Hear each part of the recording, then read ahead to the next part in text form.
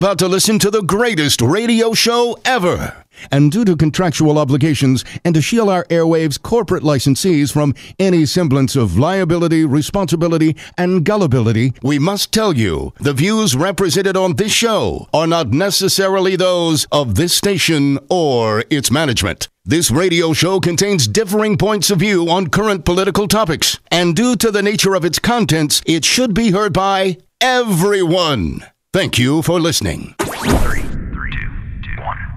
Now live from the heart of liberal Wisconsin, where the political party is just beginning, welcome to the Devil's Advocate Show. Best friends proving it's never personal, only politics. Please allow me to introduce myself. Now here are your hosts, Dom and Crute.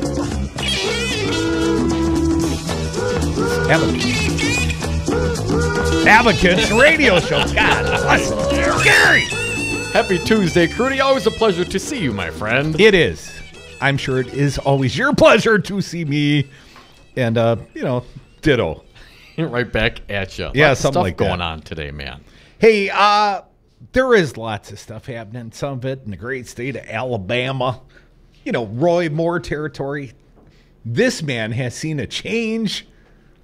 What a change of seasons. He's suddenly being embraced by the president of the United States. Go get him, Roy! I mean, for a while there, Trump was playing hard to get. Didn't want to embrace fully this accused pedophile, allegedly. But now it's all in. All in. Even though allegations came forward breaking yesterday, a 17-year-old has said that she dated more openly when he was in his 30s and she was 17. But you know what? That didn't even cause a ripple. Oh, yeah, another one. What, you're going to believe her scrapbook, Dom? Apparently, there are just a bunch of liars. You know who else is all in for Roy Moore once again? The RNC. Wait, the RNC? Yeah, after pulling out. They pulled out, now they pushed it back in? Reinsertion. Oh, why would they do that? Because Trump did? Yes, I would say entirely because Trump did. So it came in and out. It came in 3 times. Well, okay, maybe 2. But is the Republican Party Trump? Is Trump the Republican Party? I mean, right? I mean, if he owns their asses now, man. They have whatever contaminant he is, Agent Orange, he has turned the entire Republican Party into his party. It's not about me. It's absolutely about Donald Trump. It's his party now. I'm reading from the Post. Sean Sullivan, Michael Scherer, and Dave Weigel. We know David. President Trump led an aggressive charge Monday on behalf of embattled Senate nominee Roy Moore, with the Republican National Committee rejoining Moore's side in Alabama weeks after cutting ties with him following allegations of sexual misconduct. There have been additional allegations subsequently, Dom. But now they decide to get back in. Before dawn, Trump took to Twitter to declare his strongest support yet for Moore. By day's end, the RNC was back in his corner in America's First Action. A pro-Trump group said it would spend $1.1 billion to try and push Moore across the finish line. Senate Republican leaders, however, remained critical of Moore, warning that the former judge is likely to face an immediate ethics probe if he is elected next week.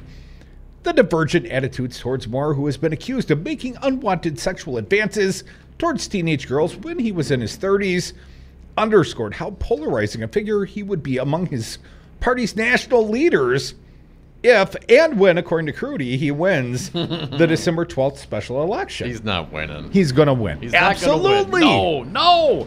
I have more faith in humanity than to think that would happen. More faith in humanity? Yes. Is that a double entendre? I have more faith. Even if Moore is largely ostracized by his Senate colleagues, the support of the president could make him an influential figure in Washington, a point he appeared determined to emphasize on Monday. Here's a quote, Dom. Roy Moore, apparently. I look forward to fighting alongside the president. The hashtag Make America Great Again, Moore wrote on Twitter, using the acronym for Trump's signature campaign theme. Trump and Senate Republicans have already started pondering Moore's place in the party. if he gets past when he gets past Democrat Doug Jones in a contest that recent polling shows is neck and neck. The president wrote on Twitter on Monday that the united Democratic opposition to the GOP's sweeping tax plan showed why, and here's a quote, Tom, we need Republican Roy Moore to win Alabama bigly. Bigly's my addition. Go get him, Roy. President Trump tweeted, Moore tweeted that President Trump told him, continuing on the Washington Post piece, Trump's message came on the same day that the RNC, Crudy, reversed itself and returned to Alabama to support Moore, less than 3 weeks after pulling out of a joint fundraising agreement with his campaign. An RNC official with knowledge of the plans, speaking on the condition of anonymity, confirmed the re-engagement. The committee did not immediately issue any public statements announcing the move. Now, this is an article from last night. On Capitol Hill, the reception remained frostier, although the shift in tone appeared underway among senators, too. Senator John Cornyn of Texas, the second-ranking Republican senator, said Monday he favors a congressional ethics probe into the allegations, facing Moore if he is elected. But Cornyn also hinted that if Moore wins, he would be a factor in the Senate and cannot be ignored. Quote, none of us get to vote on who's the senator from Alabama. Just Alabama voters do, so I think we have to respect their decision, whatever it is. That statement contrasted with a drumbeat among GOP senators for Moore to end his campaign just after the Washington Post reported the first allegations, led by Senate Majority Leader Mitch McConnell, who just got rolled over. Republicans also explored other ways to try to elect another GOP candidate, either through a write-in campaign or a postponed election. But neither option proved feasible as local Republicans rallied around Moore and the White House refused to intervene. Since then, McConnell and his top deputies have taken more of a hands-off approach to the race, like Cornyn did on Monday. McConnell said in weekend television interviews that the outcome was in Alabama's hands. Dominic, we have some exclusive WRRD 1510 AM sound of a U.S. Senator Republican, Ron Johnson, on this very topic. Our weekend hosts, Joel and Joe Costa, Joel Clayfish, Joe Costa Zambaripa, of course, two sitting state lawmakers here in the great state of Wisconsin, a Republican. Joel's Republican, no doubt. His wife's the lieutenant governor, if you're unaware. And the diversity part of the panel, Joe Costa Zambaripa, a Democratic leader amongst the caucus.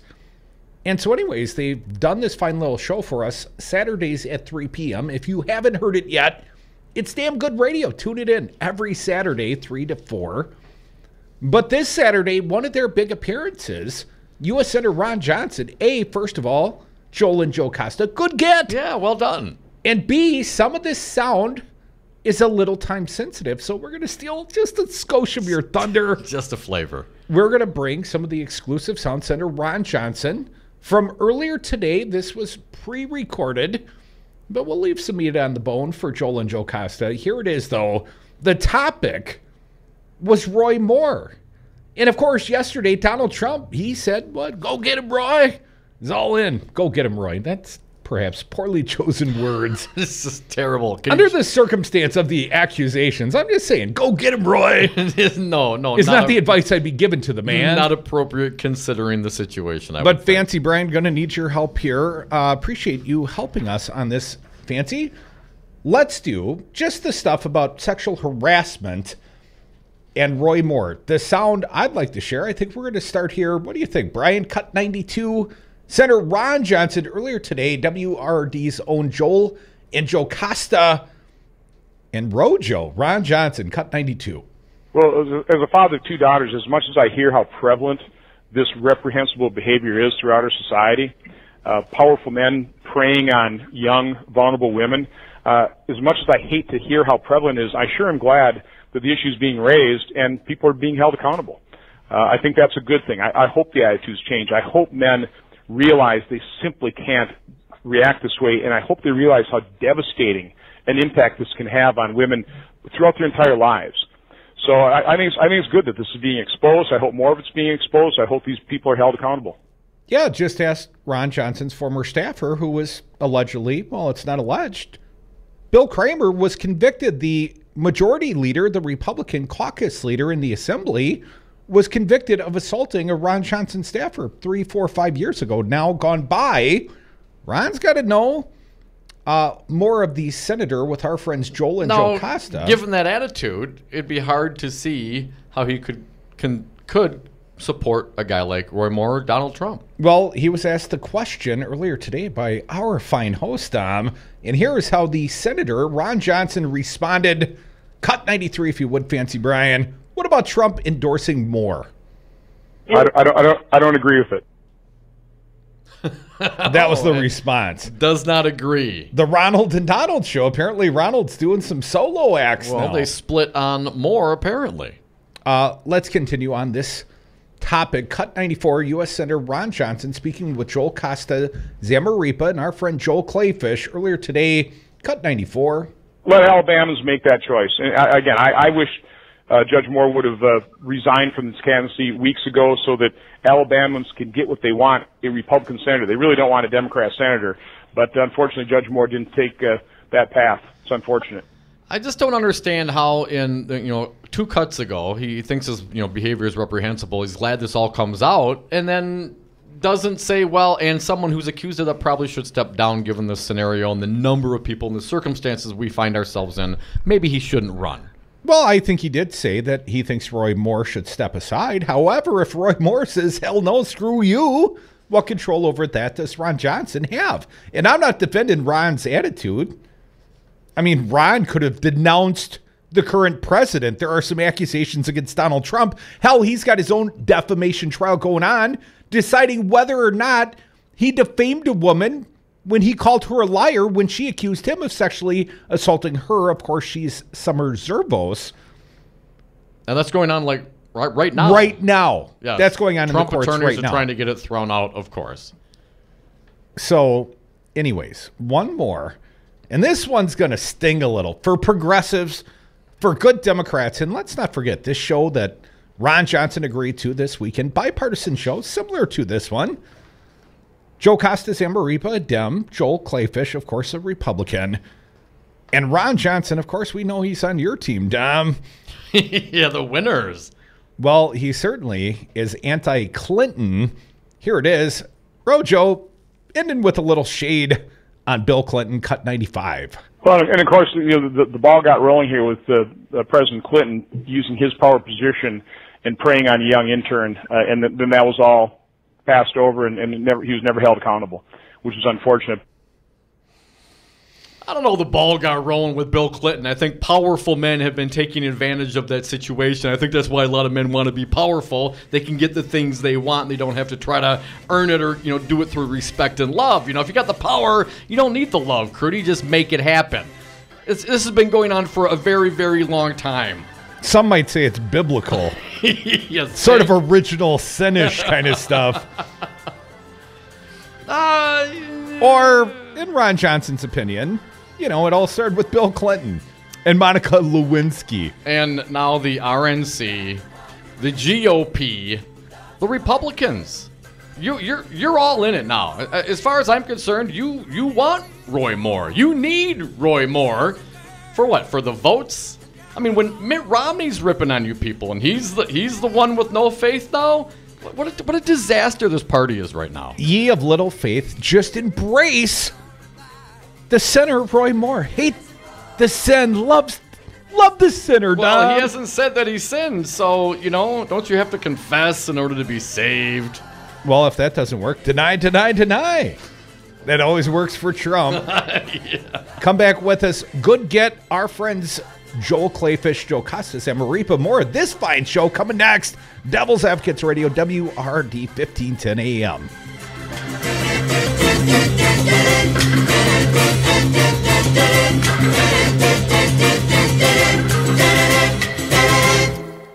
Crime, corruption, immorality, abortion, sodomy, sexual perversion sweep our land. Then it came in and out. It came in 3 times.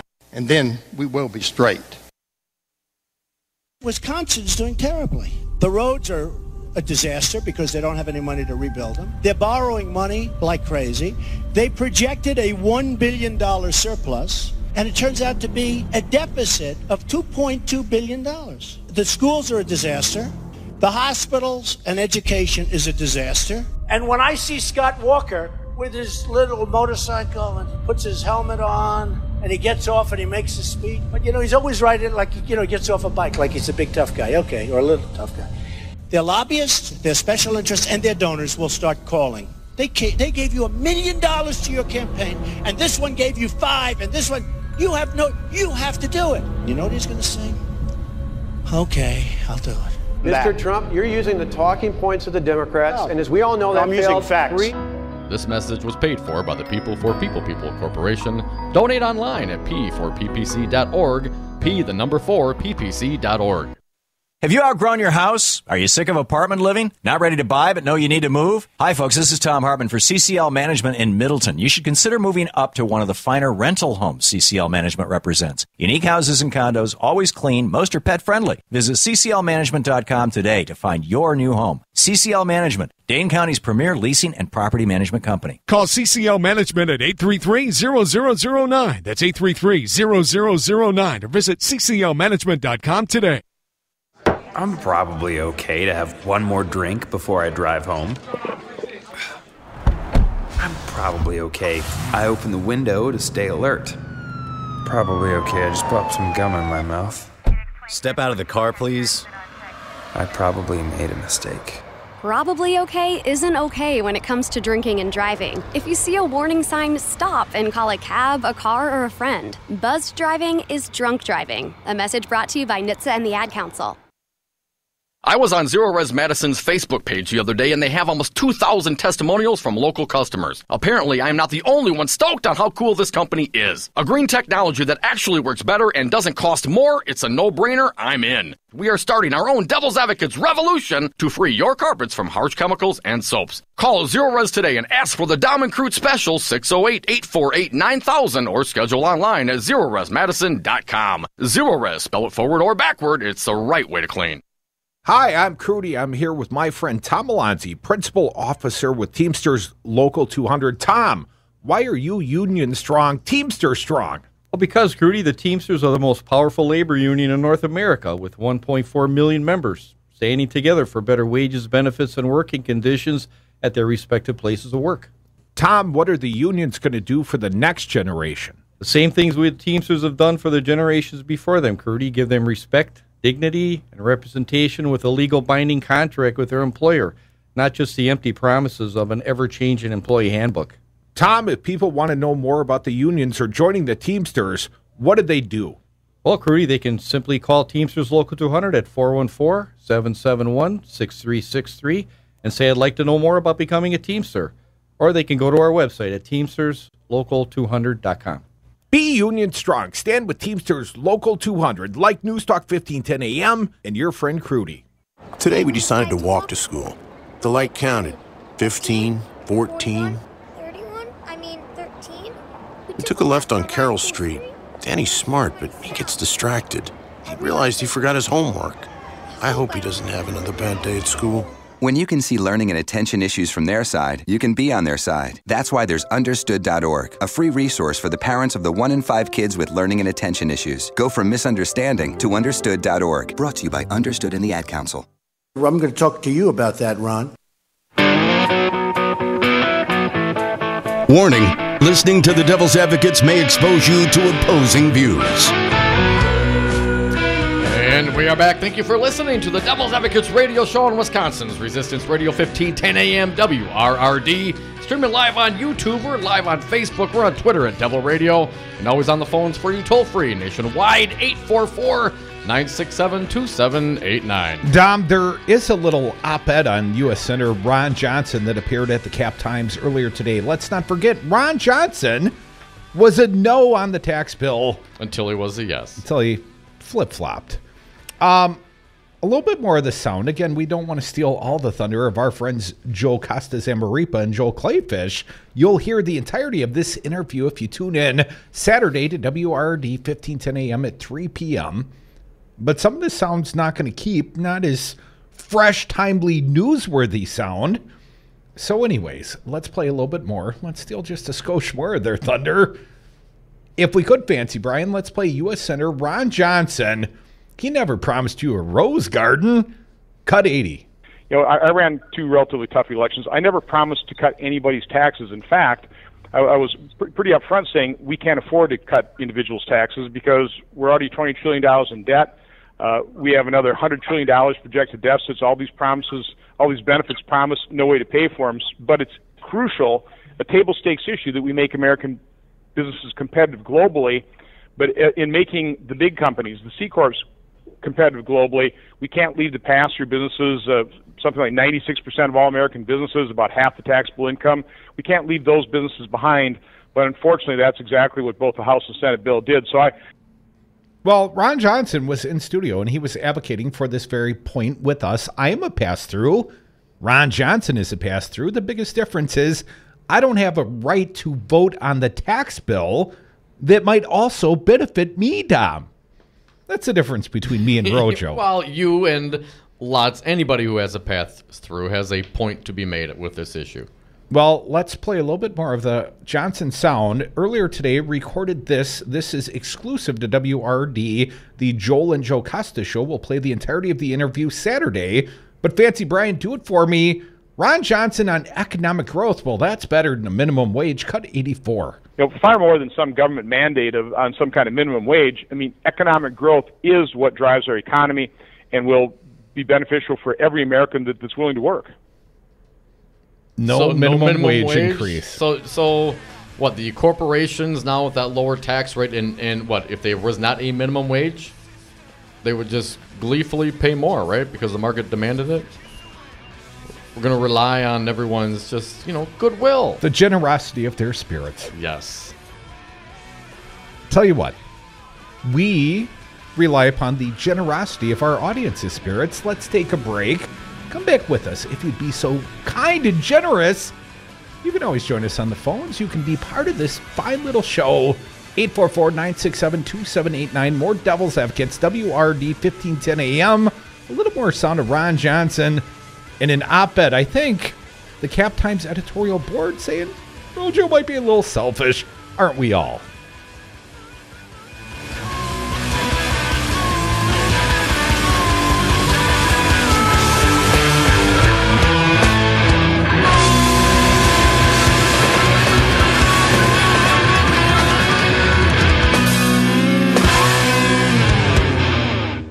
I'm going to talk to you about that, Ron. Dave, what are you doing? Just sending a gift to Dave 2037. Who? Me in the future. I save a little money from every paycheck as a gift to Dave 2037, so he can spend it on things like anti-gravity boots or a hologram Doberman, something cool like that. I think Dave 2037 deserves it. He worked hard. What are you getting Steve 2037? I guess I was thinking Steve 2037 would just fend for himself. Well, all right, but don't expect to be borrowing my anti-gravity boots. You want to have money in your future? You got to start saving now. Putting some money from every paycheck into a savings account or contributing to your 401k can make a big difference later. Put away a few bucks, feel like $1 million.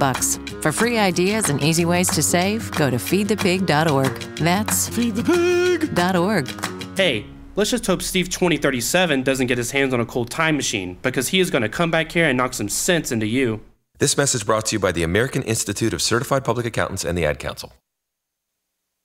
The Stephanie Miller Show is on twice daily, 6 to 9 p.m. and midnight to 3 a.m. You can stream The Stephanie Miller Show and all of our fine programming on newstalk1510am.com. We've got Jesse Pica-Holtz in studio with Solidarity Realty. Jesse, why on earth are you advertising in the Milwaukee area when you help buy and sell homes in Dane County? Simple. Since Walker's policies have taken hold 7 years ago, most new job growth in Wisconsin has happened here in Dane County because of its progressive policies. And plenty of folks who commute to or from Madison already know that many rentals here are more expensive than a fixed mortgage. Solidarity Realty. They're real, they're solid, they're honest. Whether buying or selling in Dane County, call Solidarity Realty or find them at solidarityrealty.com. When you need an attorney, trust the voice of experience, the only choice, Lawton and Cates. I needed an attorney because I was injured at work. I wanted to find a reputable attorney. The results that I got with Lawton and Cates were very good. I'm very happy with the way I was treated and the end result that I got. Trust the voice of experience. Call the attorneys at Lawton and Cates. 282-6200. 282-6200. Hi, I'm Anton Capella, Chief Technology Officer at Five Nines. Five Nines is more than just our name. It's the level of service you can expect. We provide 99.999% uptime. That's the highest availability performance you can get. You have enough to worry about with your business data, web, security, and cloud services, so we'll manage your IT so you don't have to. Visit 59s.com. That's the number 5NINES.com. I'm State Representative Jocasta Zamaripa. And I'm Joel Clayfish. Listen to us on the Joel and Jocasta Show, Saturdays at 3 p.m. She's a Latina woman from the inner city of Milwaukee, and I'm a white guy from the suburbs. Diversity in the white guy. You are not going to believe what you hear on this show. I'm telling you, you're going to have to listen. News Talk, 1510 a.m., WRRD. Wisconsin's Resistance Radio.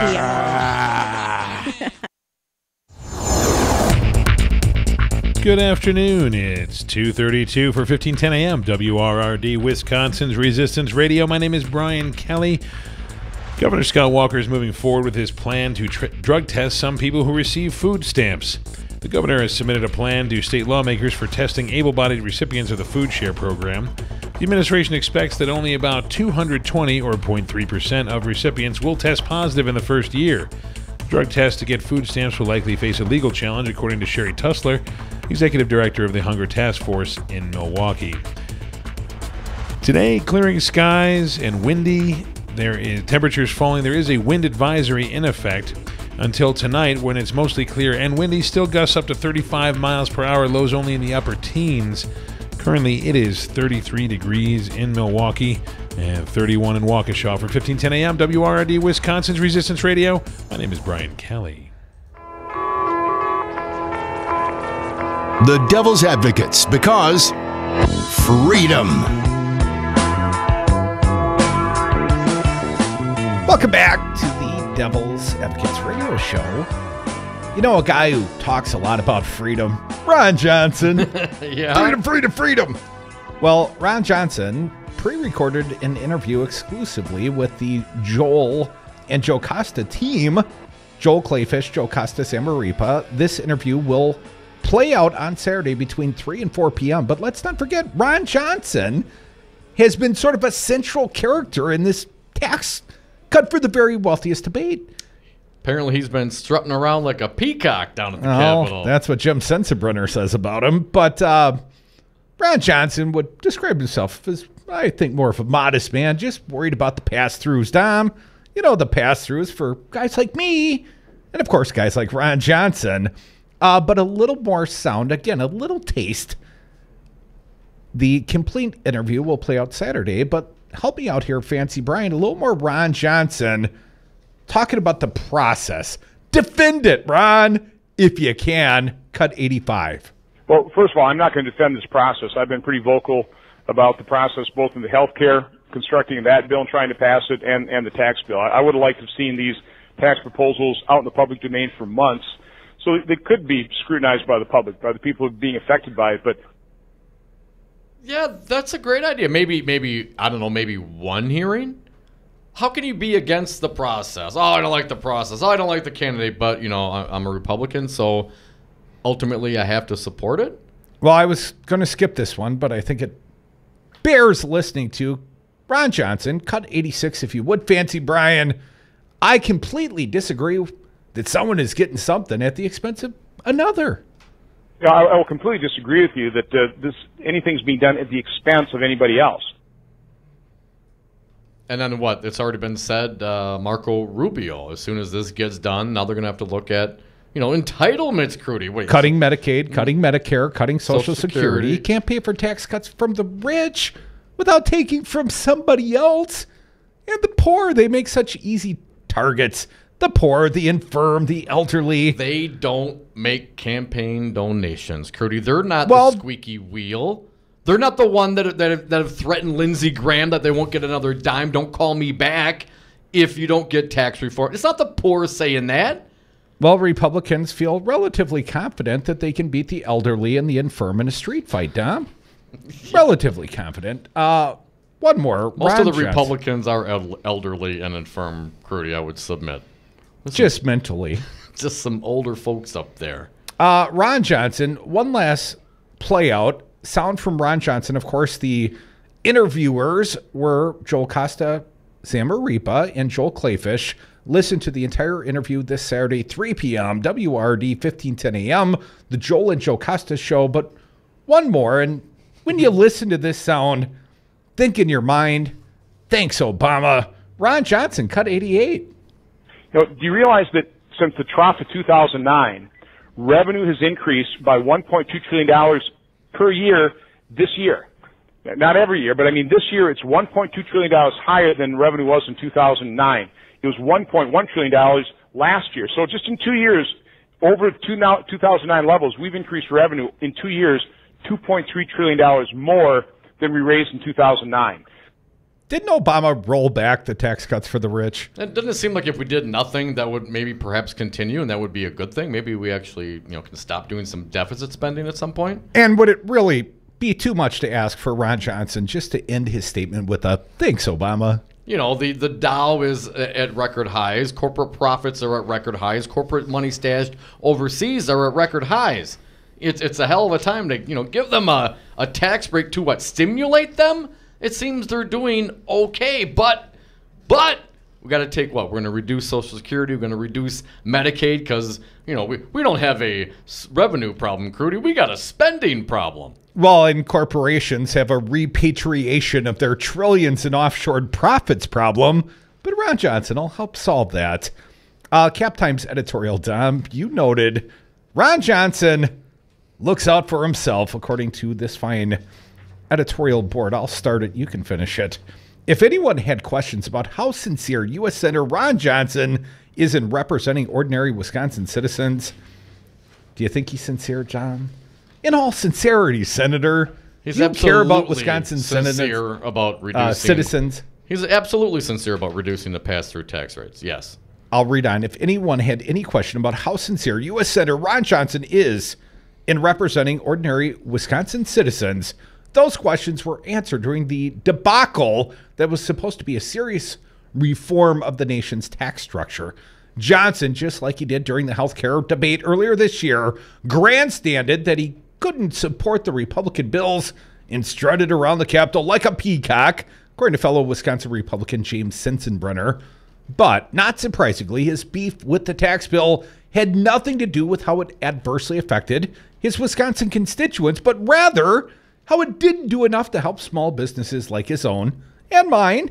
Ron sent it for he and I, Dom. From the Cap Times editorial, Ron Johnson. His concern wasn't for Wisconsin's middle-class taxpayers who stand to lose their deductions for the state's relatively high income taxes, but for pass-through companies like his plastics plant in Oshkosh. Both the House and Senate bills had provided healthy tax cuts for the pass-throughs, but they weren't as large as Johnson coveted.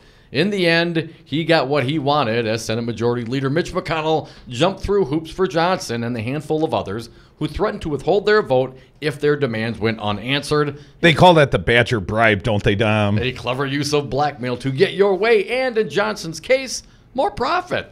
Meanwhile, unless the conference committee elects to make major changes, between now and Christmas, Wisconsin taxpayers will have to pay their state income taxes and also pay federal taxes on the same money. So the federal government effectively is going to double dip. Double dip in the chip, Dom. Additionally, thanks to GOP partisans like Johnson, the minimal tax reductions that Wisconsin middle class might see will completely disappear in 10 years, actually resulting in a tax increase. Meanwhile, Johnson's plastic company and other businesses that in corporate interest will enjoy permanent tax cuts. Thanks, Ron Johnson, for your deep concern for the rest of us, from the Cap Times editorial today. Dom, I've got one more. This one also includes your buddy Ron Johnson. Man, Ron's all over the place today. Strutting around like a peacock. You know how it goes, Yeah.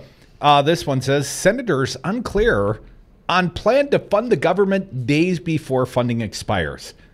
So while Ron's off strutting like a peacock, calling into fine talk radio products like the one here on WRD 1510 AM, Joel and Joe Costa. I'm a peacock! You gotta let me fly! There are some wondering, will the government stay open beyond the weekend, Dom? Friday at midnight. I mean, the money runs out. Today's Tuesday. We're almost done with the business day of Tuesday. Senators are in the dark on how Congress will eventually move to fund the federal government in fiscal year 2018, just days before the current funding expires. Republican leaders are pushing a 2-week continuing resolution. Way to lead, fellas and ladies. This week to keep the government open. Well, it's mostly gentlemen. But GOP senators say they're clueless. I'll just send it there. Say they're clueless as to what the long-term strategy is after that. As U.S. Senator Ron Johnson is quoted as saying here, Dom, I have no idea what the plan is. I have no idea what the plan is. That's what Johnson is quoted as saying. Well, I know he doesn't have an idea of the plan. Probably not a fan of the process, but since it's a Republican bill, whatever it will be, he'll vote for it. Yes. Let's clarify his further remark said on Monday night. We really don't play a part in this other than we vote for whatever they put in front of us. I was kept pretty much in the dark. Marco Rubio said, here's another quote, I don't think anyone knows right now except a handful of people that are crafting it. Adding that he expected to be looped in eventually once GOP leaders come ask us for our vote. Come vote on this. Come say yes to this. We got to keep the government open. What would you say you do here? Wasn't Trump reported as saying that, a government shutdown might be good politically for him? Yeah, Trump thinks a shutdown would be a winner.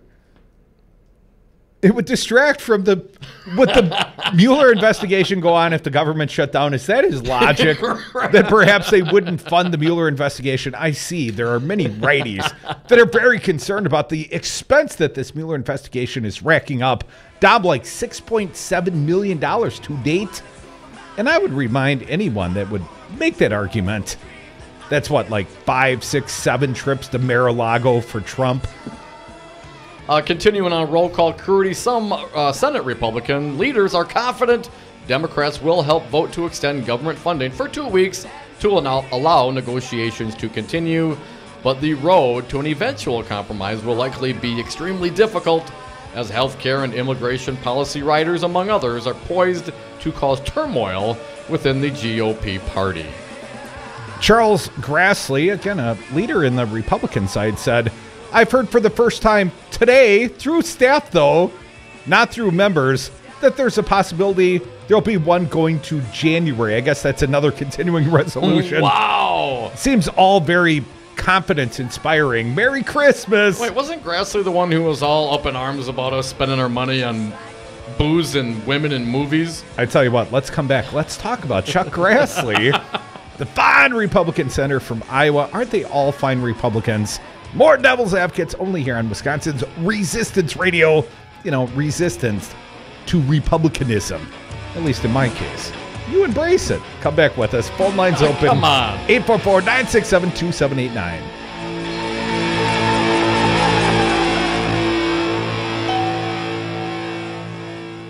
And I love all people, rich or poor. But in those particular positions, I just don't want a poor person. Does that make sense? I'm a peacock! You gotta let me fly! My name is Lola Silvestri, and I'm going to be 95 this year. I was very independent. I fell, and I had to have Meals on Wheels. America, let's do lunch. 1 in 6 seniors faces the threat of hunger, and millions more live in isolation. Drop off a hot meal and say a quick hello. Volunteer for Meals on Wheels by donating your lunch break at americaletsdolunch.org. This message brought to you by Meals on Wheels America and the Ad Council. You're not wired to have a response to this sound. You're neutral to it. You hear it every time you finish a meal and never feel anything. But if we were able to associate this sound with a new stimulus, save the food, we've achieved pulling a natural response from you. Save the food. Why are we doing this, you may ask? Save the food. Because this ad is trying to change your after-meal behavior through brainwashing. Because food waste costs the average family $1,500 a year.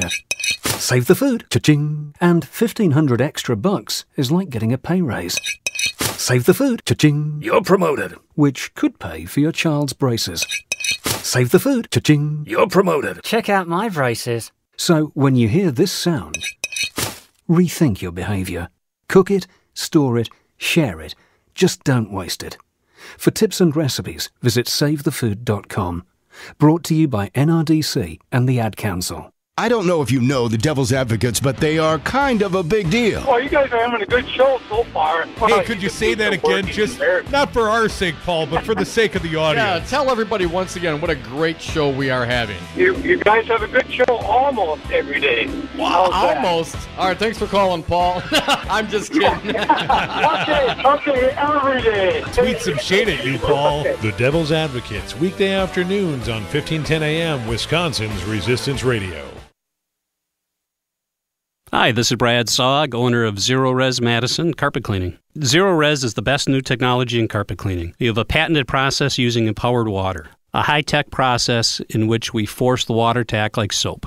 It doesn't want to stay in that state. It's jacked up and it's angry and it wants to hit the dirt and then it neutralizes. When we're done, all that's left in your carpet is just light moisture. In the end, you get the cleanest, greenest, healthiest carpet cleaning available. Call us at 848-9000. Zero Res. Spell it backward or forward. It's the right way to clean.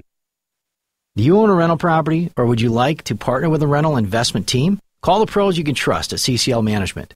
Rental expertise second to none, a general contractor on staff to direct repairs and improvements, and real estate brokerage services tailored to the small investor.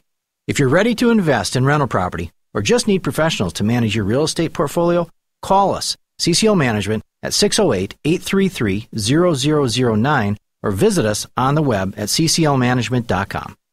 Have a drink at Regano's Roman Coin. This neighborhood corner tavern is as classic as the street it occupies. Family owned and operated since 1966, Regano's Roman Coin is located in a former Pabst Tide House on historic Brady Street, serving an array of craft beers with a focus on Wisconsin breweries. Also, weekly drink specials, trivia on Wednesdays, seasonal sporting events, parties hosted for all occasions, and pet friendly. Open 11 a.m. Tuesday through Friday, 10 a.m. Saturday and Sunday, closed on Monday. Regano's Roman Coin, Milwaukee's pet friendly, cash only order and classic corner tavern. I'm more resourceful than I thought. My suit can still make an impression. My video games are still game changers. And my lamp can bring others a bright future. Because when I donate my stuff to Goodwill, it helps fund job placement and training for people right in my community. Now my stuff gets a second chance. And will give someone in my community a second chance too. Goodwill. Donate stuff, create jobs. Find your nearest donation center at goodwill.org. That's goodwill.org. This message brought to you by Goodwill and the Ad Council. Save the $2 on tomorrow's paper. Listen to the Devil's Advocates today. And we are back. Thank you for listening to the Devil's Advocates radio show live on Wisconsin's Resistance Radio, 1510 AM WRRD. Streaming live on YouTube, Facebook, on Twitter at Devil Radio. And on the phones toll free, 844-967-2789. Dom, it was very recently that we talked about the winner of the fake news sweepstakes. It was Fox News. That's right. I forgot about that. That's pretty funny. Fake news. Fox News. That was according to a plurality of the American people. Hell, CNN was second. MSNBC only came in with like 9% of people calling it fake news. Let's not forget the Trump-supportive Fox News, like 40%. Even like 24% of Republicans said that Fox is fake news. And who's the king of the fake news Fox cycle? Well, it's got to be Hannity. It's got to be. Because O'Reilly's not there anymore. Well, Fox News host Sean Hannity railed against the Republican Party on Monday night, Dom, not on his own program, but on a serious program, citing its failure to repeal and replace Obamacare and referring to it as a dead party. Now, so far, I agree. You and Sean. I don't know how often that happens. The headline, Rebecca Savransky at thehill.com, GOP, is a dead party. Hannity. It's quoted. During an interview on Sirius XM 125, Hannity blasted the Republican Party, saying they never had any intention of repealing and replacing Obamacare. Well, we know Ron Johnson fairly well, Dom. He had every intent of repealing and not replacing Obamacare if he could. And how many times did the House vote on that? Somewhere approaching 60. Wow, that many. Yes. Yeesh. Once they put it on Obama's desk for a veto. Yeah. That one snuck by me. He didn't veto it, huh? Weird. Here's a quote. He did veto it, yes. He did veto. According to Hannity. Here's my view on the Republican Party. It's a dead party. They are morally corrupt. They are weak. They are ineffective. They are visionless. They have no identity, he said. Because they're not harsh enough for his opinion, right, Dom? They need to be more so. More harsh. Waterboarding and more. Hannity says he doesn't believe he's ever changed politically or intellectually, for that matter. No evolution with this man. But he said he thinks the Republican Party left him. One more quote. And they turn on the man that's advocating the same principles that they've been quoting for years on the campaign trail. Yes, Sean Hannity, you are absolutely right. Donald Trump is the embodiment of Republican Party policies, Dom. What else did Hannity Prudy, have he to called say? it. Hannity said it's total and complete BS. Hannity, an ardent Trump supporter, often defends the president and his policies on his Fox News show. The Fox News host interviewed Trump several times throughout the 2016 campaign and after he entered office, while Trump praised Hannity's ratings in a late-night tweet last month. Hannity, he's got the best ratings. Republicans earlier this year failed multiple times to repeal and replace Obamacare. Last week, Senate Republicans passed their bill to overhaul the tax code, which included a repeal of Obamacare's individual mandate, which required that most people have health insurance or face a tax penalty. The Senate bill must still be reconciled with House legislation that does not include the mandate's repeal, but that is unlikely to be an issue given the support of the GOP conference for repealing the mandate. Dom, here's another headline at the Hill at this hour. Peter Sullivan, Paul Ryan's office warning he wasn't the source of a deal on Obamacare. Speaker Paul Ryan's office told a meeting of congressional leadership offices on Monday that the speaker is not part of a deal to get Obamacare fixes passed before the end of the year. Of course not. He hates people, according to a source familiar with the meeting. Senate Majority Leader Mitch McConnell, a Republican, made a commitment to Senator Susan Collins that he would support passage of two bipartisan, well, see, there's the sticky wicket. There's Democrats involved, Tom. That he would support the passage of two bipartisan Obamacare bills before the end of the year, a promise that helped win her vote for tax reform.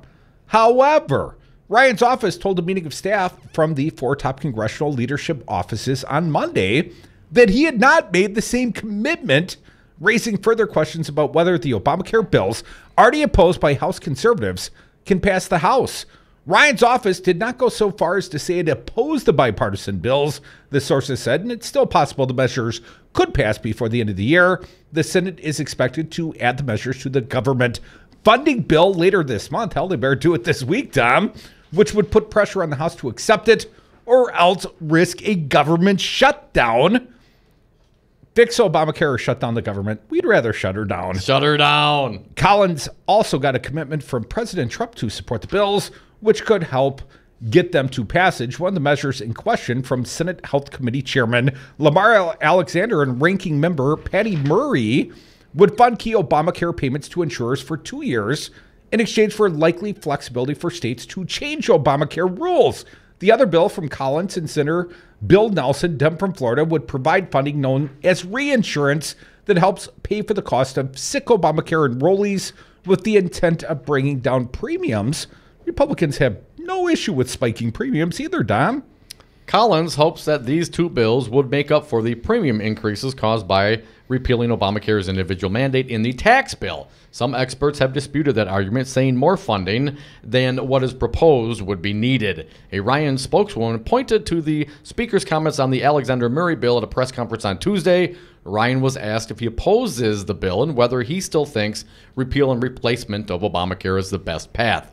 Well, of course, I think that's the best way we can go, but we're going to have continued discussions with our members here in the House and across the aisle about the best way forward, Ryan said. We think healthcare is deteriorating. We think premiums are going through the roof. Insurers are pulling out, and that's not a status quo we can live with. Conservative House Freedom Caucus leaders said last week they opposed adding those Obamacare bills to the funding measure, saying they are simply propping up the healthcare law. In addition, Tom Cole, Republican from Oklahoma, a leadership ally, said on Monday he did not think the Alexander Murray bill could pass the House. The package that's put together today is just not sufficient to get the votes, Cole said. You will not get the votes here, and we shouldn't be passing something if you get 50 Republican votes and 180 Democratic votes. That's not the way to pass something in the House you control. Cole said the measure would need something that materially changes Obamacare, materially lowers the cost that's driving up healthcare for everyone. Collins, for her part, on Monday told reporters she's not concerned that the Obamacare fixes were not included in a stopgap funding bill being voted on this week. She said she expects the measures to be in the next funding bill later in the month. I suspect it will be in the next one. Don't hold your breath. Well, it could be the next one after that. Hell, it'll only be a couple of weeks probably. But Paul Ryan doesn't support it. He's okay if everything just blows up. And what? And so Hannity thinks the GOP, is dead? Morally bankrupt, something of that sort. So now Trump and Bannon and Hannity are the face of the GOP. Dominic, we got a fine guest coming next. He is the executive director of the ACLU of Wisconsin, Chris Ott. More Devil's Advocates after this short break. Hour 2 starts right now. Paul Ryan needs to step down as Speaker of the House. Some of them actually shut down the government over Obamacare, and you couldn't figure out what you needed to do to get their support? How could you possibly misjudge this? Please, it's too much winning. Scott Walker thinks Wisconsin should once again hire him as governor. You wouldn't hire me to be a neurosurgeon. This is a person who has not worked in the private sector since 1993. You wouldn't hire me to run condos. You wouldn't hire me to run HP. And has made his political career. You probably wouldn't hire me to run the United States Senate. By using divisive tactics to the benefit of his corporate donors. First step is we're going to deal with collective bargaining for all public employee unions. Because you divide and conquer. Now he supports the largest publicly funded government subsidy of a foreign corporation in American history. You know, they can go suck lemons. And Scott Walker has yet to live up to his first campaign promise to create 250,000 jobs. Is this a campaign promise, something you want to be held to? Absolutely. Scott Walker, we the people are done sucking your lemons. This message was paid for by the People for People Corporation. Donate online at p4ppc.org, p4ppc.org. Did you ever eat a perfect peach? Flavorful and succulent, juice dripping from your mouth. That's what you can expect every time you shop at Pete's Fruit Market. A perfect peach or any other fresh produce to satisfy your taste buds. Try Pete's brand new, clean, bottled, full-service grocery store on Martin Luther King and North Avenue. Daily specials, organic fruits and vegetables, and always a perfect peach. Go to Pete's Fruit Market in Bronzeville. Tell them the Devil's Advocate sent you. I'm State Representative Jocasta Zamaripa. And I'm Joel Clayfish. Listen to us on the Joel and Jocasta Show, Saturdays at 3 p.m. She's a Latina woman from the inner city of Milwaukee, and I'm a white guy from the suburbs. Diversity in the white guy. You are not going to believe what you hear on this show. I'm telling you, you're going to have to listen. News Talk, 1510 a.m., WRRD. Wisconsin's Resistance Radio.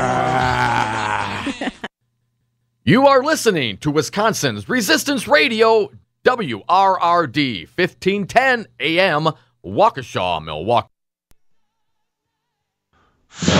Making the move. Conyers quits. I'm Rich Johnson. A major announcement set for tomorrow about what city in Israel the U.S. views as its capital. He did speak with a number of leaders this morning, and he's going to continue to have conversations with relevant stakeholders. White House Press Secretary Sarah Huckabee Sanders won't reveal what President Trump will announce tomorrow, but some of the leaders he spoke to say the president told them he will declare Jerusalem the Israeli capital and say that the U.S. Embassy will eventually move there.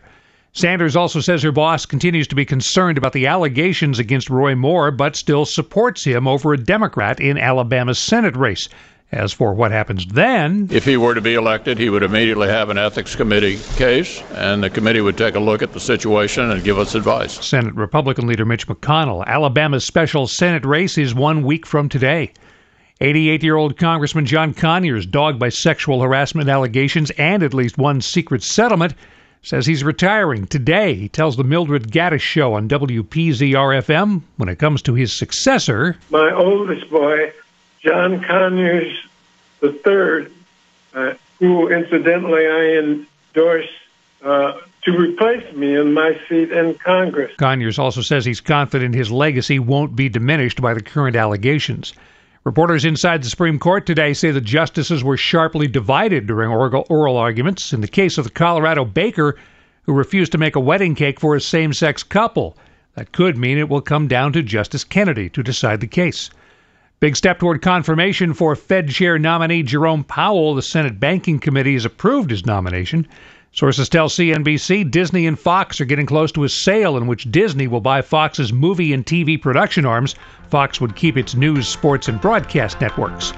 I'm Rich Johnson. Have pain you can't ignore? Then try first-in-class relief from Salonpas. Salonpas pain relief patches have everything you need in one clinically proven solution. They're the strongest label pain reliever available without a prescription, safely relieving pain for up to 12 hours. And Salonpas is the first and only FDA-approved OTC topical pain reliever. For first-in-class relief, get Salonpas pain relief patches in the green box with a blue wave. Attention Dish subscribers. It's official. Newsmax TV is America's fastest-growing conservative network, and it's now on Dish. More than 50 million American homes can tune into Newsmax TV for the real news on the Trump revolution, with smart analysis from Mike Reagan, Alan Dershowitz, David Horowitz, and many more. So watch Newsmax TV, now on Dish 216, DirecTV 349, UVerse 1220, and Fios 615. If you don't get Newsmax TV, call your cable operator today. Tell them you want Newsmax TV. The 2016 Olympics in Rio were clouded by the banning of many Russian athletes for doping. Since then, the entire Russian Olympic organization has been implicated, and now a new punishment. Details from correspondent Steve Kastenbaum in New York.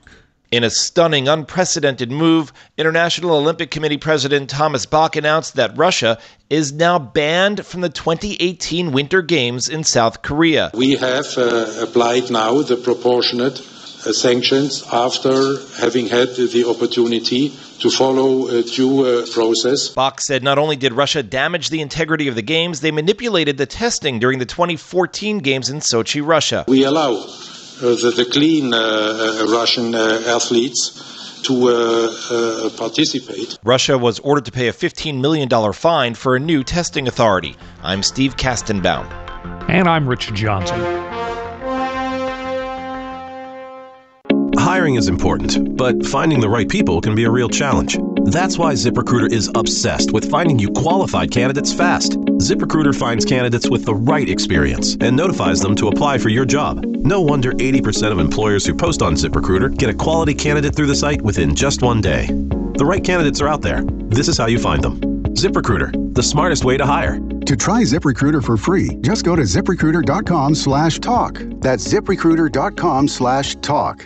In my family, we do a gift swap game for the holidays, and one year there was this epic battle over a robe from thecompany.store.com. Now we all bring gifts from the company store, to ensure a good outcome, but I have to admit, I kind of miss the competition. TheCompanyStore.com has been perfecting the comforts of home for over 100 years. From cozy pajamas and mittens to home decor and more. Visit TheCompanyStore.com and enter the code ELF by December 21st for guaranteed. Good afternoon. It's 3:05 for 1510 a.m. WRRD, Wisconsin's Resistance Radio. My name is Brian Kelly. A photo posted by WRRD's Earl Ingram of subcontractors hired by the city of Milwaukee brandishing guns is causing outrage among citizens and aldermen. The photo showed 3 white workers with guns working near 19th and Meineke. The photo was shared and commented on hundreds of times on Facebook. The Common Council President Ashanti Hamilton and Alderman Russell Stamper were outraged. Stamper had this to say: Behavior as dangerous and disrespectful as this is appalling and has no place in any neighborhood and by any city contractor, subcontractor, or representative. Tonight, clearing skies and windy. There is a wind advisory in effect. Gusts as high as 45 miles an hour today. Tonight, mostly clear and windy. Gusts up to 35 miles an hour. Lows in the upper teens. Currently, it's 32 degrees in Milwaukee, 29 in Waukesha for 1510 a.m. My name is Brian Kelly. The following program is a presentation of DC Communications, LLC. Warning, you are about to listen to the greatest radio show ever. And due to contractual obligations and to shield our airwaves corporate licensees from any semblance of liability, responsibility, and gullibility, we must tell you the views represented on this show are not necessarily those of this station or its management. This radio show contains differing points of view on current political topics, and due to the nature of its contents, it should be heard by everyone. Thank you for listening. 3, 2, 1. Now live from the heart of liberal Wisconsin, where the political party is just beginning, welcome to the Devil's Advocate Show. Best friends proving it's never personal, only politics. Please allow me to introduce myself. Now here are your hosts, Dom and Crute. Welcome back. Hour 2 of the Devil's Advocates Radio Show. And Dominic, we are joined by a fine guest right from the top. He is the executive director of the ACLU of Wisconsin. His name, Chris Ott. Chris, welcome to the Devil's Advocates Radio Show. Hi, thanks for having me on, and it's good to talk to you guys again. Yeah, thanks, Chris. Well, Chris, before we jump into the meat of this interview, I got to ask you about the unusual claims being made by the Trump attorneys that the President of the United States cannot obstruct justice. I know it's not why we asked you on, Chris, but I want to get your opinion on this topic, sir. Where do you start? He cannot. The president is not above the law, and no one in our country is above the law, and that includes the President of the United States. And though he is so evasive and gives us so many things to fight against and to work on, the law applies to him just like everybody else. And Chris, do you think that Donald Trump has eroded the separation of the powers? Do you think Donald Trump is, if nothing else, stacking the court with very conservative justices and judges? Well, I certainly think that he is trying to erode that, and I think that it's probably fair to say that he is trying to stack the courts with people sympathetic to him, but we still have to we still have hope that the courts will continue to do the right thing. And we've actually seen, over the years, we'll see how some of these latest appointments play out, but we've actually seen appointments by other Republican presidents turn out to give really what we consider really good rulings, or contribute to really good rulings that defend civil rights and civil liberties. So I hope that will be the case with some of the ones that are being put in place now. Well, but we have to watch very carefully. Chris, I'm no historian, but if I recall, Justice Anthony Kennedy was a Reagan appointment, and Anthony Kennedy has played a pivotal role on the U.S. Supreme Court. And Chris, we did invite you on to discuss a case that's being heard today, oral arguments going on before the U.S. Supreme Court. I guess it is marriage equality revisited through the baker who might choose through religious objections to discriminate against those that would otherwise lawfully marry under, U.S. law. Chris, is that the gist? Is it someone's right to religious freedom against someone else's right not to be discriminated against? Is this sort of what this case boils down to, sir? Yes, it is. At the ACLU, we sometimes say that the battles never stay won, and even though both at the national level and here in Wisconsin we won the right for people, for same-sex couples to get married, this case is another test of that. The case that the Supreme Court heard today isn't really about cakes; it's about whether businesses can turn people away based on who they are. And Kennedy wrote the prior decision, my understanding, the 5-4 decision in 2015 permitting same-sex marriages. Is Kennedy the key player in this newest arguments before the court as well, Chris? Well, he probably is. He often ends up being a key decider in these cases, and he probably is in this case too. Very similar to the role that he played in the marriage ruling about 2.5 years ago. And we just hope that he will agree that we can't allow businesses open to the public to pick and choose their customers. Folks, you're listening to the Devil's Advocate radio show live on Wisconsin's Resistance Radio, 1510 AM WRRD. Chris Ott, Executive Director from the ACLU of Wisconsin, joins us on the phone talking about the Supreme Court case, the baker versus the same-sex couple. The baker declined to make them a cake. Chris, I guess I'm unclear here. It seems to me from some of the reading that I've done that the baker sees himself as an artist, and this cake is a form of expression, and therefore, because he has the right of religious expression, he doesn't have to bake a cake for the gay couple. That's kind of how I understand that. But if you're selling products and services to the general public, if this case is allowed, couldn't I, under whatever religion I claim to be at the time, decline services for whoever I choose I don't like that day, based on that religious, quote-unquote, religious belief? Well, right. I think that you've just highlighted one of the dangers of a ruling that goes the wrong way in this case, that this could really open the door to all kinds of discrimination that we've been, though with difficulty, we've been moving away from in this country. And the ACLU believes that everybody deserves to be treated equally under the law, and when any of us walk into a business that serves the public, we shouldn't have to worry that we could be discriminated against on the basis of something that has nothing to do with our ability to pay for whatever goods or service the business provides. Washington Post is reporting today that Kennedy posed a question to the administration's attorneys about whether or not the baker could put a sign in the window that says, they do not make bake cakes for same-sex couples. Is that what this would really come down to? I remember the old black and white signs from not that long ago, Chris. Mm-hmm. Well, we would take the view that putting a sign in the window doesn't help. I mean, it just sort of adds insult to injury.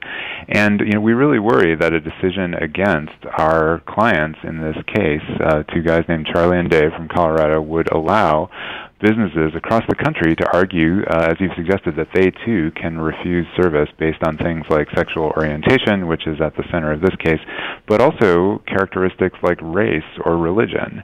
And again, as a country, we've been moving away from that kind of discrimination, and the ACLU believes we should keep going in that right direction.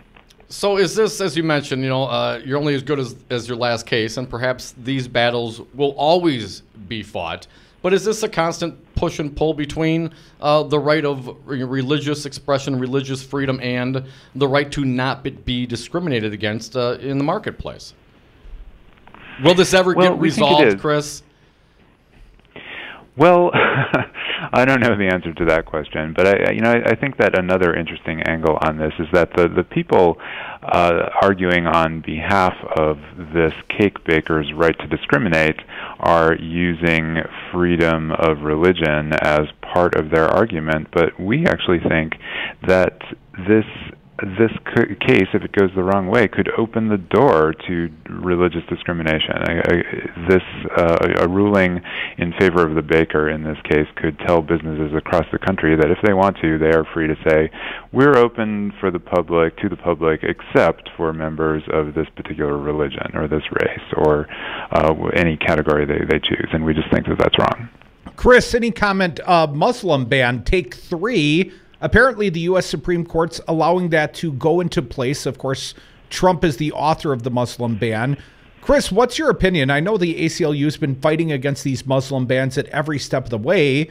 What's your opinion of the Supreme Court allowing this quote-unquote ban to go into place, this travel ban? Well, we've fought this Muslim ban from the moment the White House announced it back in January, and we're going to continue to fight it. We don't want to see it in effect in any way, because what we've seen so far in the ways in which it's played out is that it really does affect real people. It divides families. It interferes with people's business and other travel plans. It's just wrong to discriminate on the basis of religion. So we are still fighting it, and in fact, we are going to be in court this Friday fighting against this travel ban. So this is, even though the Supreme Court allowed some aspects of the ban to go into effect while the fight goes on, the fight definitely goes on, and we are very much a part of that. So, Chris, tell me if my logic is faulty. It would seem to be Republicans are only for freedom of religion if it's the correct religion. If it's a Judeo-Christian religion, let's say, does there seem to be some hypocrisy, let's say, in their stances, sir? Well, it sure seems that way, doesn't it? We're a nonpartisan organization, but hypocrisy is hypocrisy. Sorry to put words in your mouth, Chris. I have a tendency to lead the witness on occasion, sir. Chris Ott, Executive Director of the ACLU of Wisconsin. Chris, I got to think lots of people would like to get involved and stand with the ACLU. Considering the times we live in, how can people get involved with the ACLU of Wisconsin, Chris? Well, thanks for asking. The best ways are to follow us on social media. We're on Facebook and Twitter, in particular here in Wisconsin, and you can find out more from our website, aclu-wi.org. Chris Ott, Executive Director, ACLU of Wisconsin. A fine guest. We appreciate you joining us here on the Devil's Advocates today, Chris. Thank you. Thank you, Chris. Folks, we are the Devil's Advocates. We'll take a quick break. We'll come right back. Much more to talk about. Oh, I now get the reference. Cake by the Ocean. See how we did that? Thank you know, Brian. The last time I recall hearing this song, I was also with you. Why? What were we doing? We were sitting out by the ocean. I was eating pancakes by the ocean. I found it so clever. The West Coast. Good times. Good times. They were good times, man. Shout out to our buddy Tom Adler. Love you, man. Tom's father passed. Our condolences, Tom. Hope you are listening, though. Come back with us. More Devil's Advocates. We'll keep the phone lines open for you at 844-967-2789.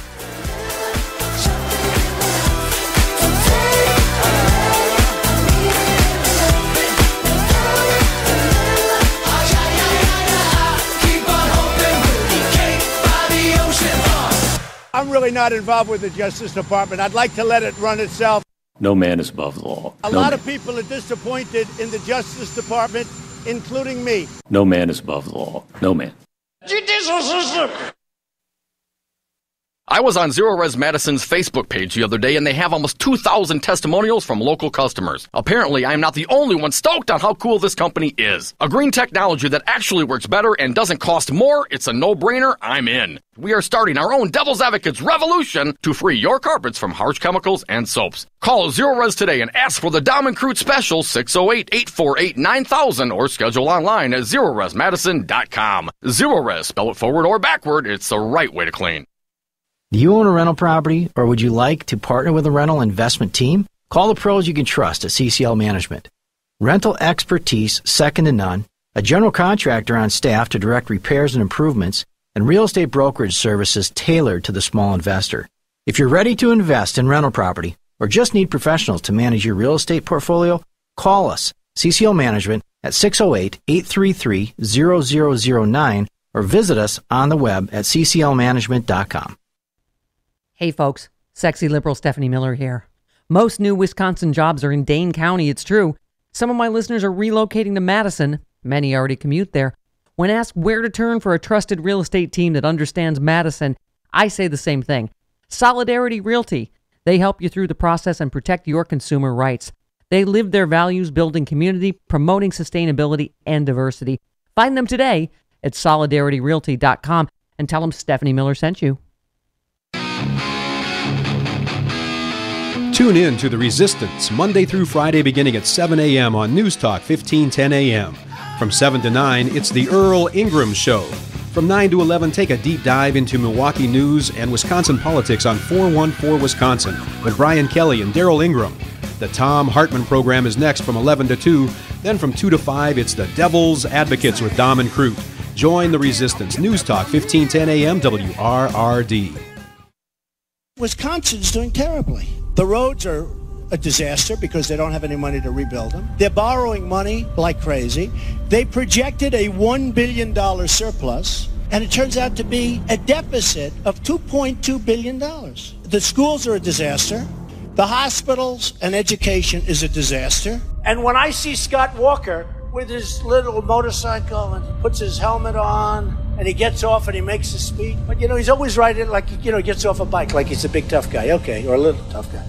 Their lobbyists, their special interests, and their donors will start calling. They gave you $1 million to your campaign, and this one gave you $5 million, and this one, you have to do it. You know what he's going to say?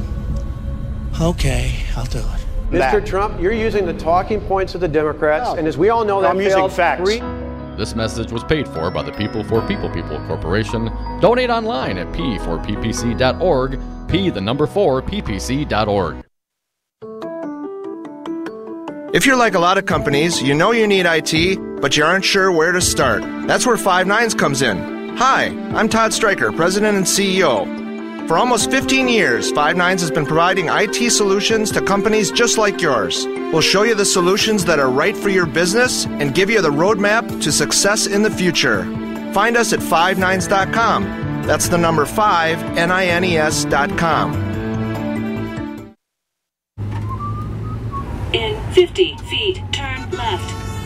Why are you driving so slowly? After a few drinks, I'm taking it slow. Well, you're not fooling the cop behind you. What? Get ready to pay in 0.1 miles. Getting pulled over for buzz driving could cost you around $10,000 in fines, legal fees, and increased insurance rates. Nothing kills a buzz like getting pulled over for buzz driving, because buzz driving is drunk driving. Brought to you by the National Highway Traffic Safety Administration and the Ad Council. The Devil's Advocates. Rock and roll political commentary in a top 40 world. And we are back. Thank you for listening to the Devil's Advocates radio show live on Wisconsin's Resistance Radio, 1510 AM, WRRD, streaming YouTube, Facebook, on Twitter at Devil Radio, and on the phones toll free, 844-967-2789. Want to thank Chris Ott, our most recent guest, a fine one indeed. He is the executive director of the ACLU of Wisconsin. It was nice to see Chris. We haven't seen him since the, Year of Resistance kicked off on November 8th with the ACLU Awards Oh, dinner. yeah, We the were the ACLU MCs. party. Potawatomi. We had a good time. I did. Thank you, folks. We enjoyed ourselves. Dom, let's give a little Trump-Russia update. The plot thickens. Fake news. There's nothing. He's had nothing to do with Russia. I've heard him say it over and over and over again. Why do you continue to think that there is something with him and Russia? Well, I think Robert Mueller is following the money, Dom. Mueller subpoenas Trump's Deutsche Bank records. Spaghetti-o. Bloomberg. Special prosecutor Robert Mueller zeroed in on President Donald Trump business dealings with the Deutsche Bank AG as his investigation into alleged Russian meddling in the U.S. election widens. Alleged. Yeah. Do we still have to use the word alleged at this point? Yes. Mueller issued a subpoena to Germany's largest lender several weeks ago, forcing the bank to submit documents on its relationship with Trump and his family, according to a person briefed on the matter who asked not to be identified. Anonymous sources, Tom. Fake news. Deutsche Bank always cooperates with investigating authorities in all countries, the lender said in a statement to Bloomberg Tuesday, declining to provide additional information.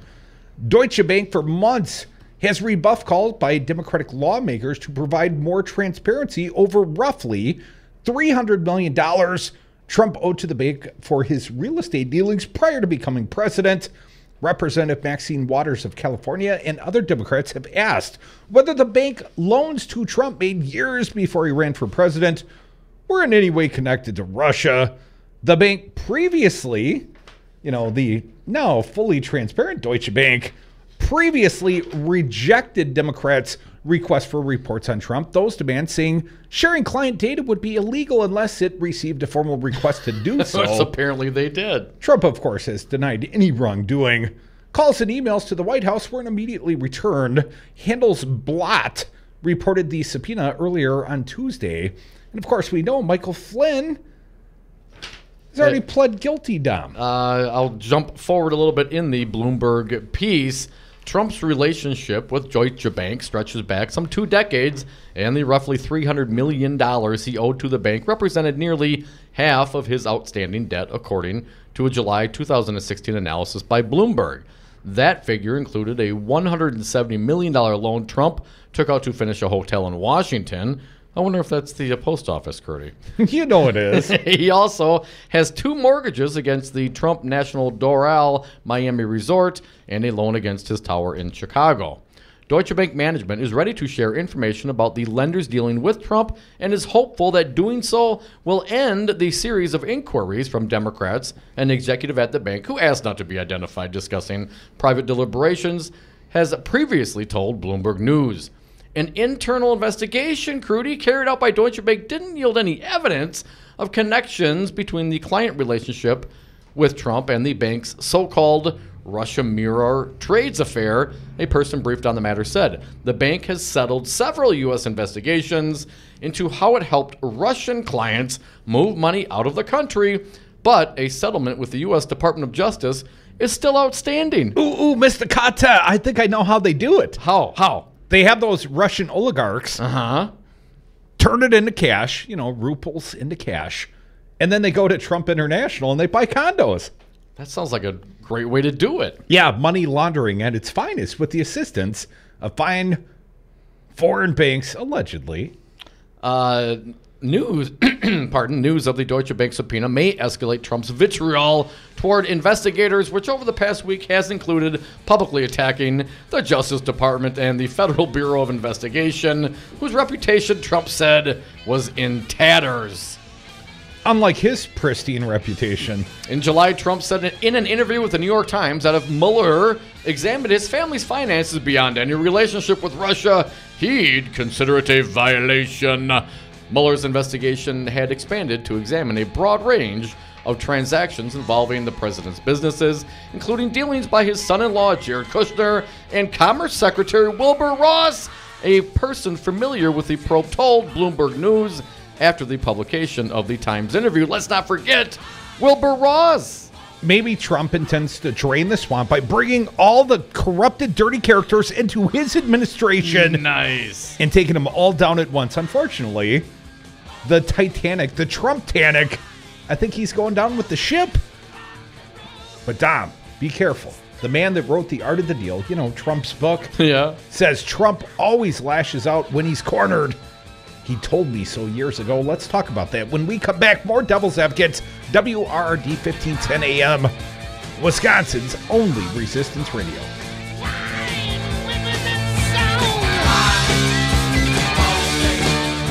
Russia, if you're listening. I never went bankrupt, by the way, as you know, everybody knows. Adopt US Kids presents Multiple Choice Parenting. Your daughter just had her first breakup. Do you A, put yourself in her shoes? How could he do this to you? And for Sheila, she has split ends. B, console her. Oh, sweetie, this is going to happen a lot. 4, maybe 5 more times before you get married. C, take charge. Got to get this all straightened out. Give a little talking to, man to man, mano a mano. Hey, Steve! Is now a good time? No?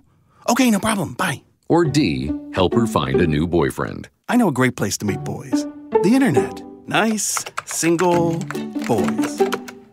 Never mind. How about some ice cream? As a parent, there are no perfect answers. But you don't have to be perfect to be a perfect parent.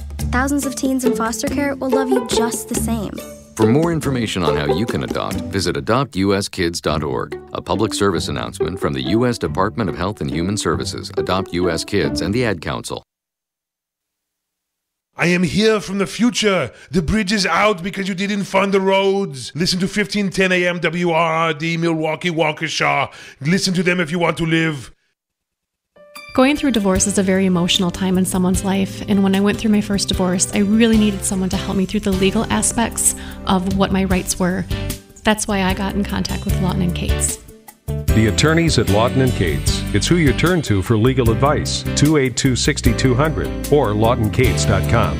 When you need an attorney, trust the voice of experience. The only choice. Lawson and Cates.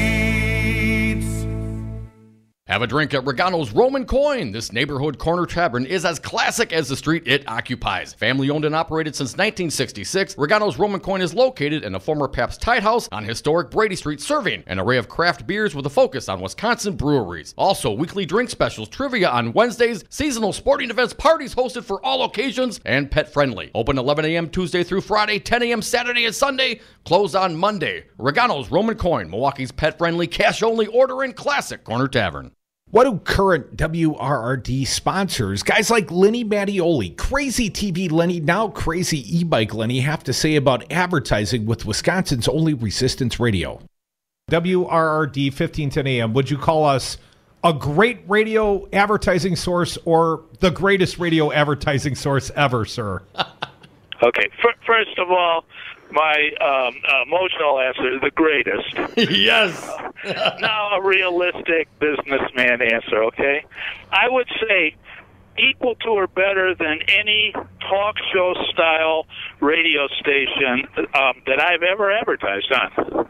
The return on invested advertising dollar is as good on your station as I've ever seen. Right now, it's the best. Be like Lenny. Advertise with News Talk 1510 AM. Call me, 414-635-0872, or email me, crute@newstalk1510am.com.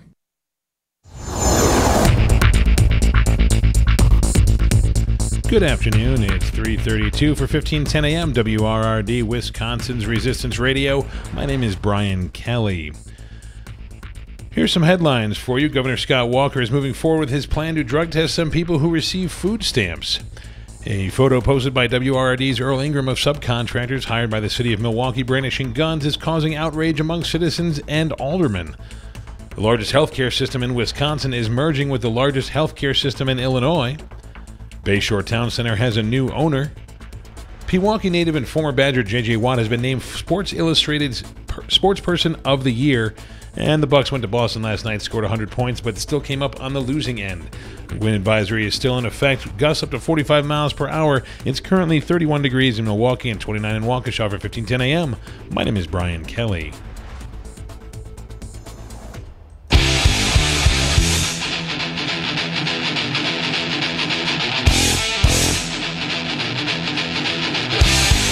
The Devil's Advocates, making radio great again.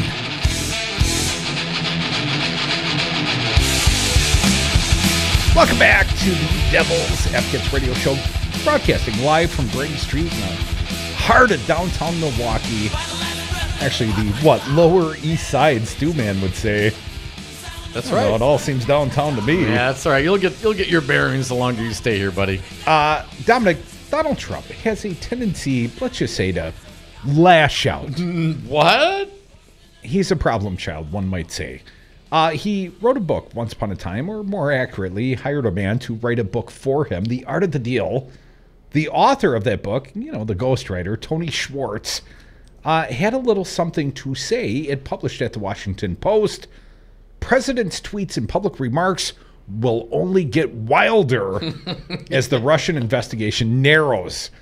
I read, President Trump spent the early hours Sunday the way he has so many mornings since he took office, watching Fox News and tweeting in ways that seem impulsive, unmoored from reality, and potentially self-destructive. And once in a while, his attorney will tweet.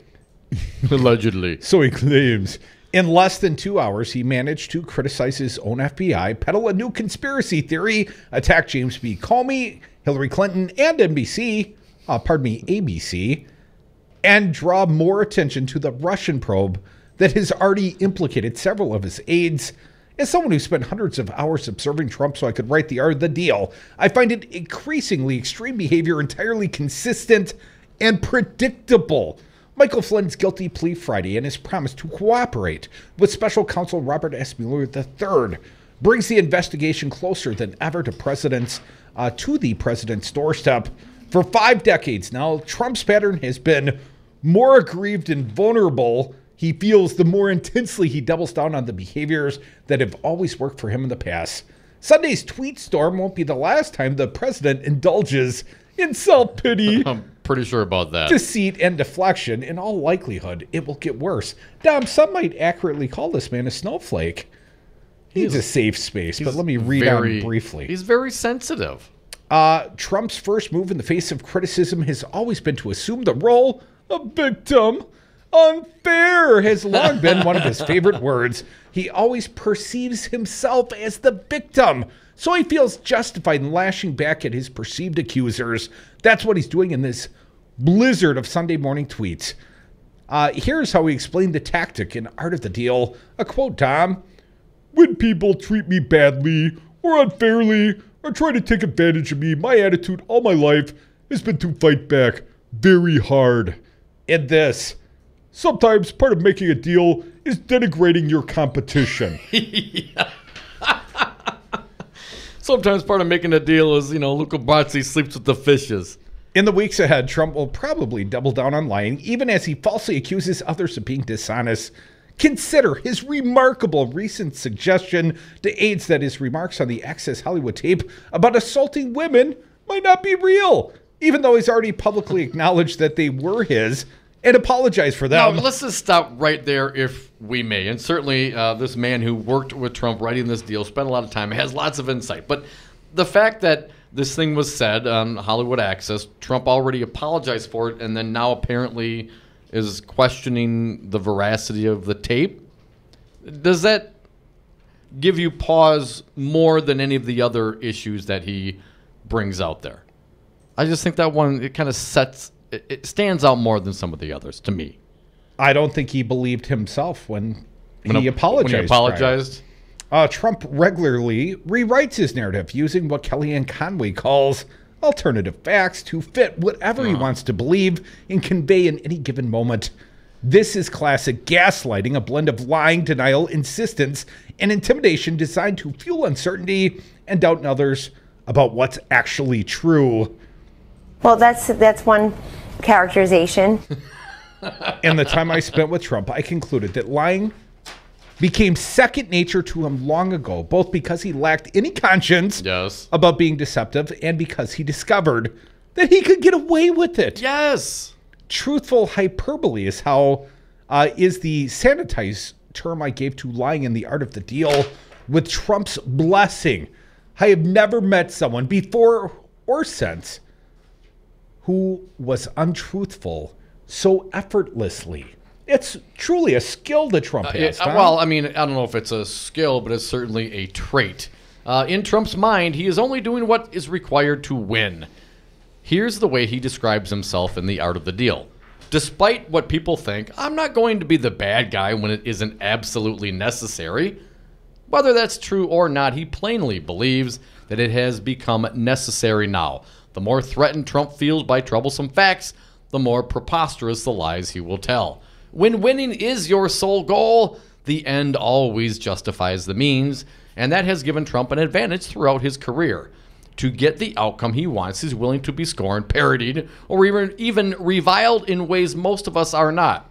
I'm the first to admit. No, you're reviled, Tom. He said in The Art of the Deal that I am very competitive and that I'll do nearly anything within legal bounds to win. My feet are taped to the pedals on this one. He is willing to flatter, cajole, and seduce, or bully, threaten, and humiliate, depending on which approach he thinks will work best. I watched him switch between these modes countless times during the 18 months I spent around him. If he was getting what he wanted from someone on a call, he'd invariably sign off with, "You're the greatest, you're the best." If he wasn't getting his way, he was equally comfortable hurling insults and making threats.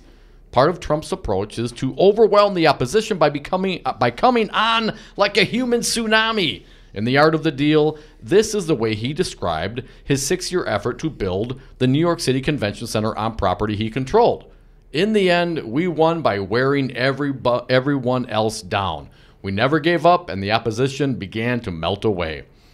That's the same method behind the seeming madness of Trump's relentless attacks on such a wide range of people. Is it possible to imagine any previous president, for example, going after the father of a college basketball player or a sitting judge? The more frequent and aggressive Trump's tweets become, the more threatened and vulnerable he's probably feeling. but he also knows that this approach can work for some, even for some of Trump's most persistent critics. It's not easy to maintain the same sense of outrage when one unconscionable behavior is quickly followed by another and another and another. The predictable pattern for Trump in his approach to loyalty. He expects it unconditionally, more so when his behaviors prompt backlash, but he provides it only as long as he gets unquestioning adulation in return. That's sort of a one-way relationship, Ada. One of the most revealing relationships in Trump's life was with Roy Cohn, best known as the chief counsel to Senator Joseph McCarthy, from Wisconsin, during McCarthy's pursuit of suspected communists. Here's how Trump described Cohn in The Art of the Deal. Whatever else you could say about Roy, he was very tough. Sometimes I think that next to loyalty, toughness was the most important thing in the world to him. For more than a decade, Cohn fought hard on Trump's behalf and was fiercely loyal to him. They spoke often, multiple times a day, but when Cohn became ill with AIDS in 1984, Trump dropped him immediately. I interviewed Cohn for The Art of the Deal in 1986, shortly before his death. How come Donald doesn't call me? He asked me plaintively. In fact, Cohn knew the answer, which he had said to others. Donald pees ice water. In times of stress, Trump focuses even more singularly on his own self-interest. I can't remember a single occasion during the time I spent around Trump when he seemed genuinely interested in the welfare of another human being, including any of his 3 then young children. At that time, he was he certainly has taken a shine to Ivanka. And at that time, he was under vastly less stress than he is now. If either Jared Kushner or Donald Trump Jr. become Mueller's next target, I can't help wondering what Trump will perceive as his self-interest. I could tell you if Kushner gets taken out, his self-interest is in dating Ivanka, his daughter. To those who remain loyal to Trump, as he focuses on his survival as president, I suggest taking into account the one pattern that has been perhaps most consistent throughout his life. When all is said and done, he couldn't care less about anyone but himself. Reminds me of you, Tom selfish Schwartz. bastard. Come on, man. I'm not a selfish bastard. You're comparing me to Trump. Really? Well, he's a little better looking. Really? Bet. I am giving. I am loving. I am empathetic. I am intellectually curious. I may not be too humble sometimes. Donald Trump is entirely giving. Haven't you heard the Access Hollywood tape? He took that woman furniture shopping. Well, what was I thinking? I didn't know that's what the ladies liked. Last night I watched Billy Bush on Stephen Colbert, and we might get to this sound in just a minute. But the Access Hollywood tape, I don't know if you know, Don, but it's being reported around many of the media sources that they were trying to throw Trump overboard, and this little coup d'etat of sorts was being led by Mike Pence and Reince Priebus. What? And the problem was, you know how much money Trump wanted? Because Trump would have accepted a payoff to get out of the race, reportedly. You know how much money Trump wanted to get out of the way? How much? $800 million. $800 million? And he would not have been the president. Why? And the major billionaire donor class didn't want to give Trump the $800 million. Well, that's probably still holding out for tax cuts for the wealthy. I mean, you got to figure they're going to spend, $300-400 million, on the Republicans. Is double the price they'd pay for, the rest of the crew. Not a good value at $800 million to rid themselves of the albatross, the orange albatross that is Cheeto Jesus Donald Trump. I had not heard nor seen that. That's all over the place. In fact, another story that's widely being published, I got Newsweek's version of it. Mike Pence's wife post-Access Hollywood tape dropping. Dom, you know what Karen, Mrs. Pence, had to say after the Access Hollywood tape came out? Mike Pence's wife, Karen, thought Donald Trump was reprehensible, just totally vile, according to a campaign aide. And here's an update, Dom. President Donald Trump has been questioning the validity of his infamous Access Hollywood tape, but his vice president's wife reportedly has her own opinion of the man caught boasting of sexually harassing women. Reprehensible, just totally vile. Karen Pence, again a quote, in particular was disgusted by the tape, a former campaign aide told The Atlantic. She finds him reprehensible just totally vile. Now I've said it 3 times. It's like Beetlejuice. She's not a fan. Apparently not. I wonder if... However, Pence's press secretary, Alyssa Farah, denied the claim in a tweet after the magazine's article posted online Tuesday morning regarding the Atlantic's tired false claim about the VP during the campaign. We denied this in the article and deny it again today. Didn't happen. Now, the denial part, I suspect, is the claim that Mike Pence was willing to throw Trump overboard if they could have raised the $800 million. I don't know if it's a denial that Mrs. Pence finds Trump reprehensible and vile. Now, we do know from Pence that he will not go to dinner alone with another woman if his wife is not present. Nor in the presence of alcohol. Do you think that, he'd feel comfortable with his wife alone with Donald Trump? No. Would dinner? anyone? Would anyone? What? Come on, man. He's your sure, president. He was married, but I moved on her like a bitch.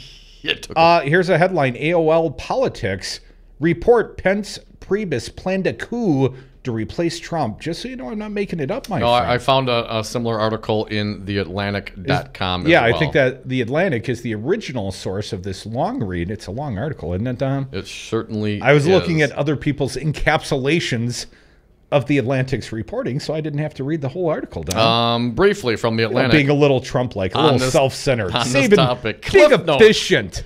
One Republican senator called on the party to engage emergency protocols to nominate a new candidate. RNC lawyers huddled to explore the obscure legal mechanisms by which they might force Trump off the ticket. A big sack of cash. Meanwhile, a small group of billionaires was trying to put money together for a buyout, even going so far as to ask a Trump associate how much money the candidate would require to walk away from the race. According to someone with knowledge of the talks, according to The Atlantic, they were given an answer of $800 million. It's unclear whether Trump was aware of this discussion or whether the offer was actually made.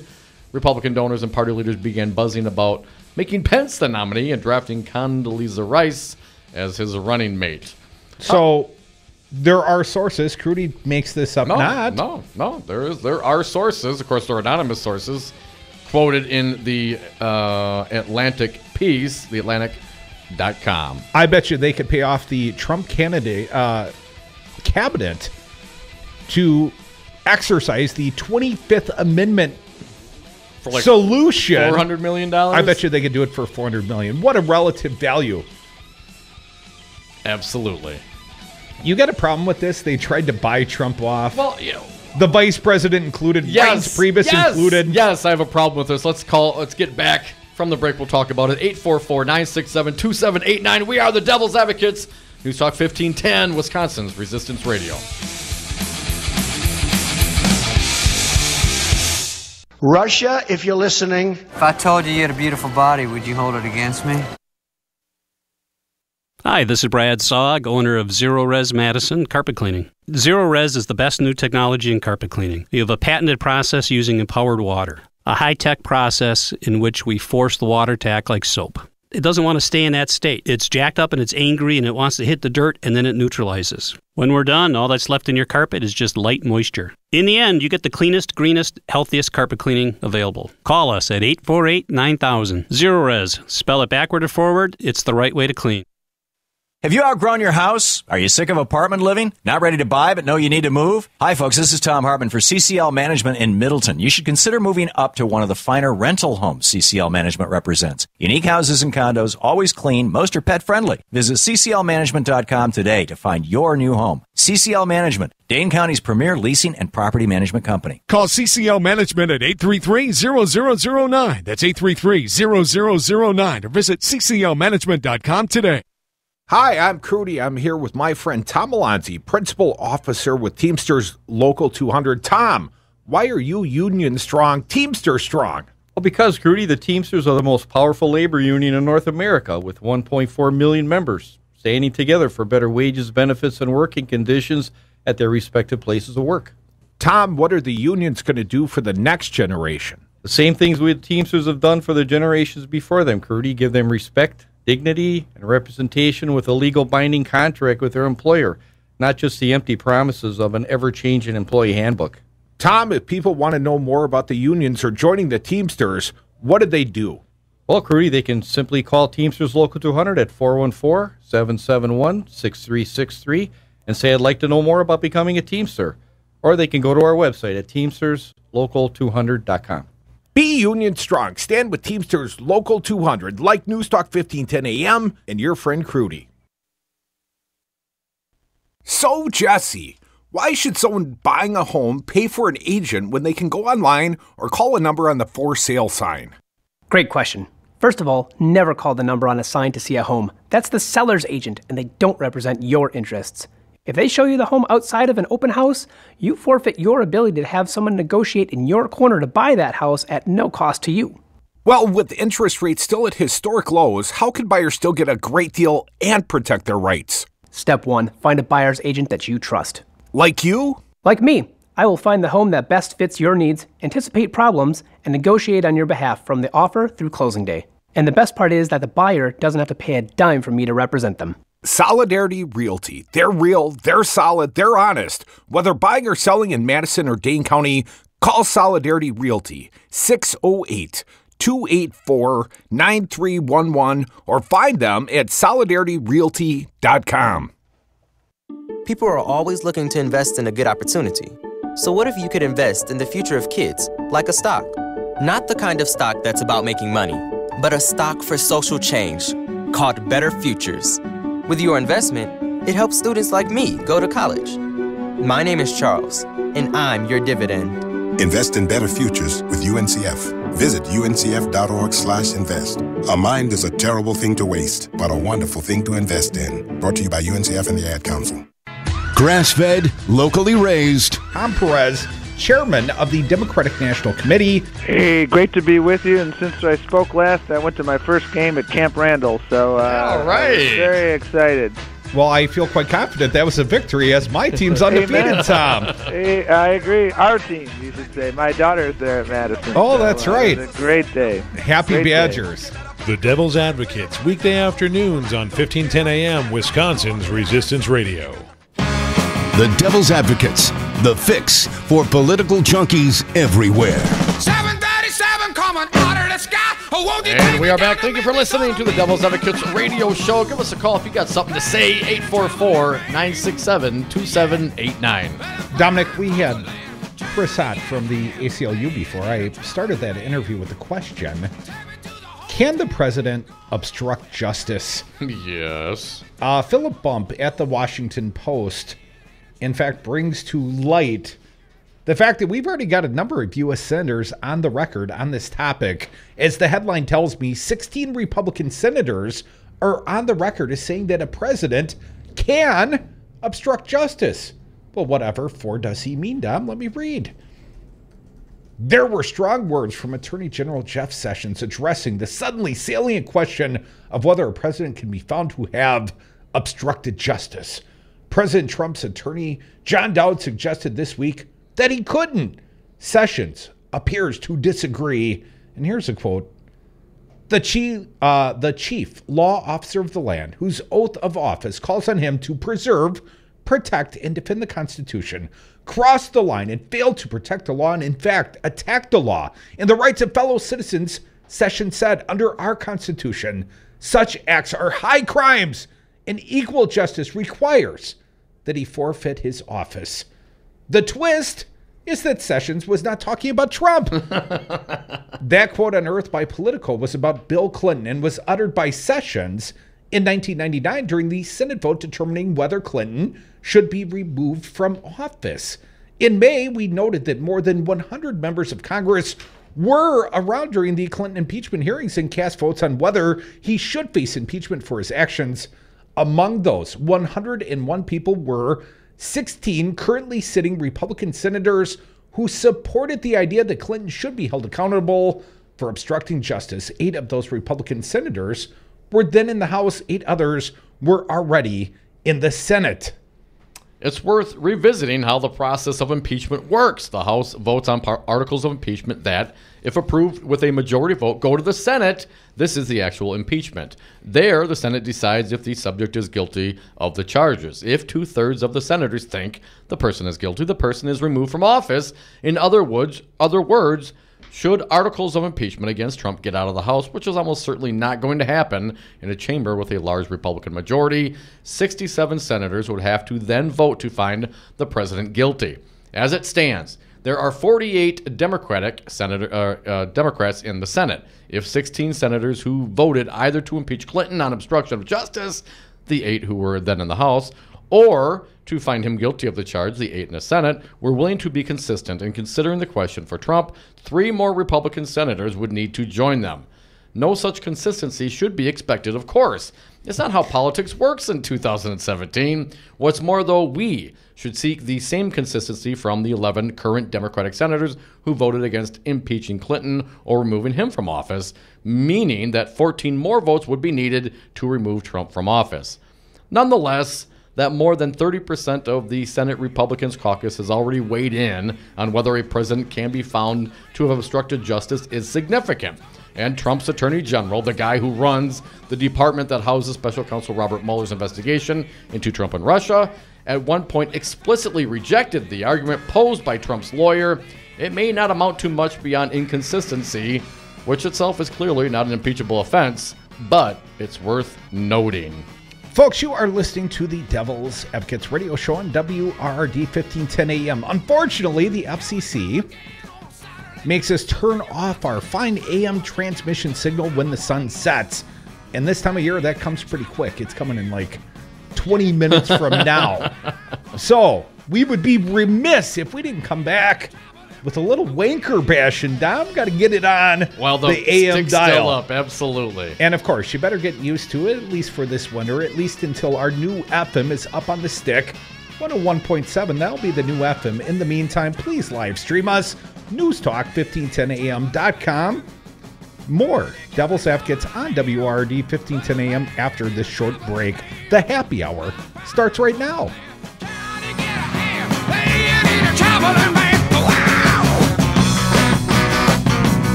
But there's nothing I can think of that I'd rather do than have Russia friendly.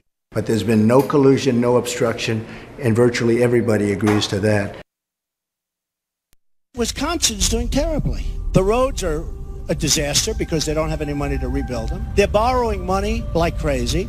They projected a $1 billion surplus, and it turns out to be a deficit of $2.2 billion. The schools are a disaster. The hospitals and education is a disaster. And when I see Scott Walker with his little motorcycle and puts his helmet on and he gets off and he makes a speech, but he's always riding like, he gets off a bike like he's a big tough guy, okay, or a little tough guy. Their lobbyists, their special interests, and their donors will start calling. They gave you $1 million to your campaign, and this one gave you $5 million, and this one, you have to do it. You know what he's going to say? Okay, I'll do it. Mr. Trump, you're using the talking points of the Democrats, and as we all know, that failed. Facts. This message was paid for by the People for People Corporation. Donate online at p4ppc.org, p4ppc.org. Did you ever eat a perfect peach? Flavorful and succulent, juice dripping from your mouth. That's what you can expect every time you shop at Pete's Fruit Market. A perfect peach or any other fresh produce to satisfy your taste buds. Try Pete's brand new, clean, modern, full-service grocery store on Martin Luther King and North Avenue. Daily specials, organic fruits and vegetables, and always a perfect peach. Go to Pete's Fruit Market in Bronzeville. Tell them the Devil's Advocate sent you. I'm State Representative Jocasta Zamaripa. And I'm Joel Clayfish. Listen to us on the Joel and Jocasta Show, Saturdays at 3 p.m. She's a Latina woman from the inner city of Milwaukee, and I'm a white guy from the suburbs. Diversity in the white guy. You are not going to believe what you hear on this show. I'm telling you, you're going to have to listen. News Talk, 1510 AM, WRRD. Wisconsin's Resistance Radio. You are listening to Wisconsin's Resistance Radio, WRRD, 1510 AM, Waukesha, Milwaukee. The tax bill mixer, the embassy decision. I'm Richard Johnson. President Trump says he's confident a House Senate conference will come up with a good tax overhaul bill. I think we're going to make it so that it comes out very beautifully. I call it the mixer. It's a conference where everyone gets together and they pick all the good things and get rid of the things they don't like. Concurrent with the tax bill is the budget, or at least the stopgap measure to keep the government operating past Friday. So could there be a shutdown? It's always a possibility, but it's certainly not what we hope for. And we have both Nancy Pelosi and Chuck Schumer coming later this week, and the president hopes to be able to have conversations with them to make sure that doesn't happen. Press Secretary Sarah Huckabee Sanders, who would not confirm several reports from the Middle East that President Trump's decided to recognize Jerusalem as Israel's capital and eventually move the embassy there. A statement by the president's on tomorrow's calendar. Fire season is back with a vengeance in Southern California. Not being able to get the fixed-wing aircraft up and only deploy a few helicopters because of the very strong winds is really hampering efforts as home after home goes up in flames here at the so-called Thomas Fire in Ventura County. You can't help but notice the Christmas decorations being destroyed and thinking what a devastating thing to go through so close to what is normally a joyous holiday. I mean, stuff is just stuff, but some things are more than stuff, and they have a history and they have a life. Jack Cuomo says when you lose certain possessions, heirlooms, things that mark significant moments in your life, is like losing a part of yourself, and that's hard. At the Thomas Fire in Ventura County, I'm Jim Roop. Congressman John Conyers has retired. The longest-serving member of the House has been dogged by sexual harassment allegations and at least one secret settlement that went public. Senate's confirmed White House Deputy Chief of Staff Kirstjen Nielsen as the new Director of Homeland Security. Red arrows on Wall Street. The Dow lost 98 points. The Nasdaq closed down 13. The S&P off 10. I'm Richard Johnson. It's called MediShare, and it's affordable biblical health care. And if you're wondering, what does that mean? Well, ask the people who are already members, like the Badger family. It's a big family, by the way. We have 7 boys, 3 girls. We live out in the country. We homeschool. And they thank God for MediShare, especially after one of their babies was born with spina bifida, and the total bill was about $250,000. MediShare members met the entire need and sent them cards and letters letting them know they're praying for them. MediShare is, we love it. With myself being self-employed, owning my own business, MediShare was a great option as far as affordability. With MediShare, as far as like all of our stuff, it's always come through. Yeah, more and more people are doing this, and you can see why. Hundreds of thousands of Christian believers sharing, and that is a beautiful thing. Find out more. Call 844-91-BIBLE. That's 844-91-BIBLE. 844-91-BIBLE.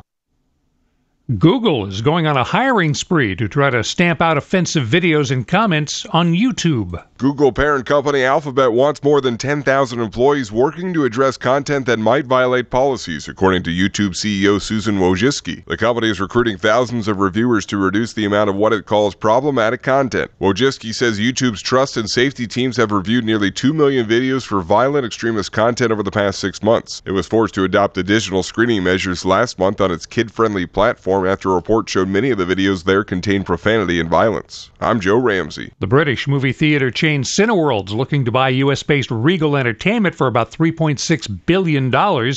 If the deal happens, Cineworld would have more than 9,500 screens worldwide. Pizza Hut's going to test a new delivery item, beer. The service debuts next week in the Phoenix area. $11 will get you a 6-pack of a Budweiser brand along with your pie. I'm Richard Johnson.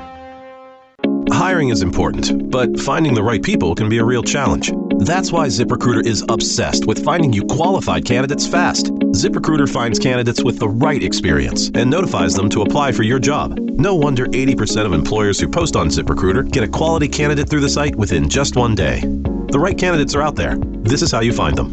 ZipRecruiter, the smartest way to hire. To try ZipRecruiter for free, just go to ZipRecruiter.com/talk. That's ZipRecruiter.com/talk. In my family, we do a gift swap game for the holidays, and one year there was this epic battle over a robe from theCompanyStore.com. Now we all bring gifts from the company store, to ensure a good outcome, but I have to admit, I kind of miss the competition. TheCompanyStore.com has been perfecting the comforts of home for over 100 years. From cozy pajamas and mittens to home decor and more. Visit TheCompanyStore.com and enter the code ELF by December 21st for guaranteed Good afternoon. It is 4:05 for 1510 a.m. WRRD, Wisconsin's Resistance Radio. My name is Brian Kelly.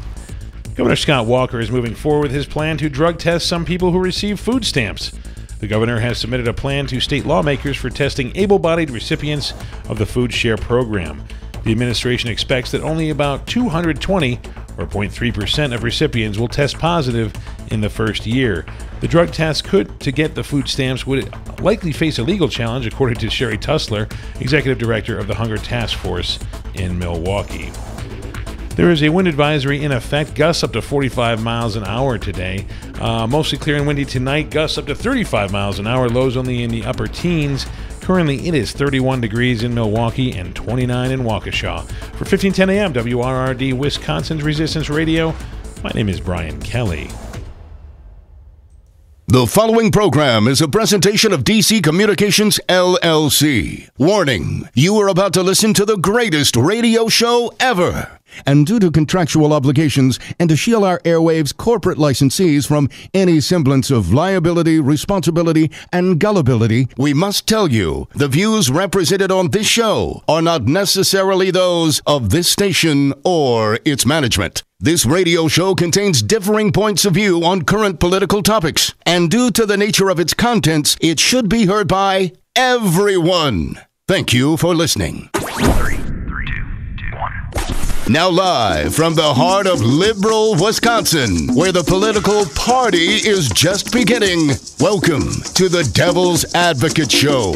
Best friends proving it's never personal, only politics. Please allow me to introduce myself. Now here are your hosts, Dom and Crute. Welcome back to the Devil's Advocates Radio Show. Dom, we're sliding into the happy 15 minutes. Yeah. Which is more like 9 minutes because we already let the news go out and all that kind of stuff. If you're not aware, if you're just joining us for the very first time, welcome. Yes, thank you. And please be aware, if you're listening here in Milwaukee or the southeastern Wisconsin area, this fine AM radio station has to turn off at sunset, which is like 4:15. So, Dom, hopefully there's still time today to do a little wanker bashing. Crudy, there is always time. Hell, we'd leave that tower up if we ran out of time, Crudy. And just so we're clear, we always continue this fine program throughout newstalk1510am.com. Got friends on the East Coast, friends on the West Coast, and friends in the Midwest listening, so let's jump into it. Matthew DeFore, a friend of ours from the Madison.com, Wisconsin, moving forward with drug testing food stamp recipients. Governor Walker. Governor Scotty Wanker's administration has finalized a rule that would require able-bodied adult recipients of food stamps to be screened and possibly tested for drugs. The move is the latest step in the ongoing battle over whether such testing is legal under federal law. That never stopped Walker before. Hell, he's going to defend it with our tax dollars. What do we care? Wanker has framed the issue as addressing the state's worker shortage and is a continuation of the state's landmark welfare reform efforts begun in the 1900s under Republican Governor Tommy Thompson. Employers have jobs available, but they need skilled workers who can pass a drug test, Walker said in a statement. This rule change means people battling substance use disorders will be able to get help that they need to get healthy and get back into the workforce. Now, I would point out, Dom, a whopping $500,000 has been allocated for all the people that might fail this drug screening process for treatment. $500,000 for the entirety of all Wisconsinites. I hear we have something of an opioid heroin issue. $500,000 is not going to cut it. You think they're even going to test for beer? I mean, how many Wisconsinites? Well, I would say that. I mean, given the history, and I guess I'll backtrack that $500,000. If we look to Florida, for example, Crudy, ACLU, they did this similar thing. Their prior unconstitutional rollout of drug testing for food stamp recipients. Republican Governor Rick Scott. They tested just over 4,000 applicants. 2.6% of them tested positive for illegal drugs. That was more than 3 times lower the rate of all Floridians of 8.13%. When this was done in Florida, number one, it wasn't necessary because the population of those folks is less than using illegal substances is 3 times less than the regular Floridians. But it also occurred they spent almost $120,000 on the program, and what they would have paid out compared to what they spent. You mean in entitlements and actual food stamp benefits? They lost $45,000. But I guess they made a point. Somebody made a point. Wanker, as I said, has framed the issue as addressing the state's worker shortage. I'm jumping down. Walker and the legislature included the requirements in the 2015-17 budget, and the state preemptively sued the federal government in 2015 for the right to implement the new program. Who was running for president then? Oh yeah, Wanker. A federal judge tossed out that lawsuit, much like Wanker tossed and scooped to balance his budget, last fall because the state hadn't implemented the plan yet, so it wasn't ready to be litigated. The state argued President Barack Obama's administration had advised that federal law doesn't allow food stamp recipients to be drug tested, but that another section of federal law allows such testing. President Donald Trump's administration interest in working with states to provide flexibility, stick it to poor people, Dom. Wisconsin Department of Health Services spokeswoman Julie Lund said, but there hasn't been a direct communication from the Trump administration green lighting the program. The rule requires able-bodied adults receiving food stamps to fill out a questionnaire and, based on those answers, requires a drug test. Those who test positive for drugs must undergo treatment. Under the plan, childless food share participants who fail the drug test would be eligible for state-funded rehabilitation treatment if they don't have any other way to pay for it. The state estimates out of the 66,200 individuals who would fill out the questionnaire, 2,000 would be required to take a drug test. Of that amount, 2,200 are expected to pass. 220. I'm sorry. Thank you. Wow. 2,200 would be larger than the number tested. Out of the 2,000 required to take the drug test, 220 are expected by the state to test positive for drugs and require treatment. Now, I know we don't like doing math on the radio, Don, but my math says that's about 11%. And first and foremost, they're going to give you a drug screening questionnaire. And if you answer this drug screening questionnaire accurately, you must be on drugs. Because if they're asking me, do you take drugs? My answer is almost universally, I don't care who's asking the question. My answer is no. No? If it's tied to benefits or my employment. No. My answer is most certainly. Not that you know. Going to be no. And you know what the problem is? And I've been poor in my lifetime. You know what the greatest problem with being poor is? You can't afford good weed. Yes! It's a tremendous problem. The legislature has up to 120 days to review the administrative rule, after which it will be published and take effect sometime next spring. Walker has already implemented worker training requirements for food share program participants since April of 2015.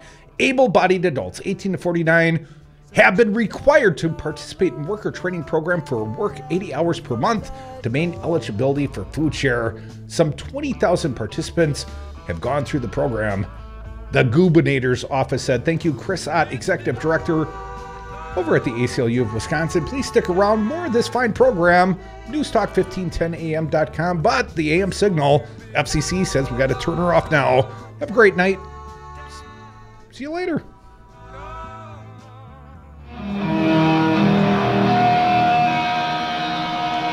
Good evening, everyone.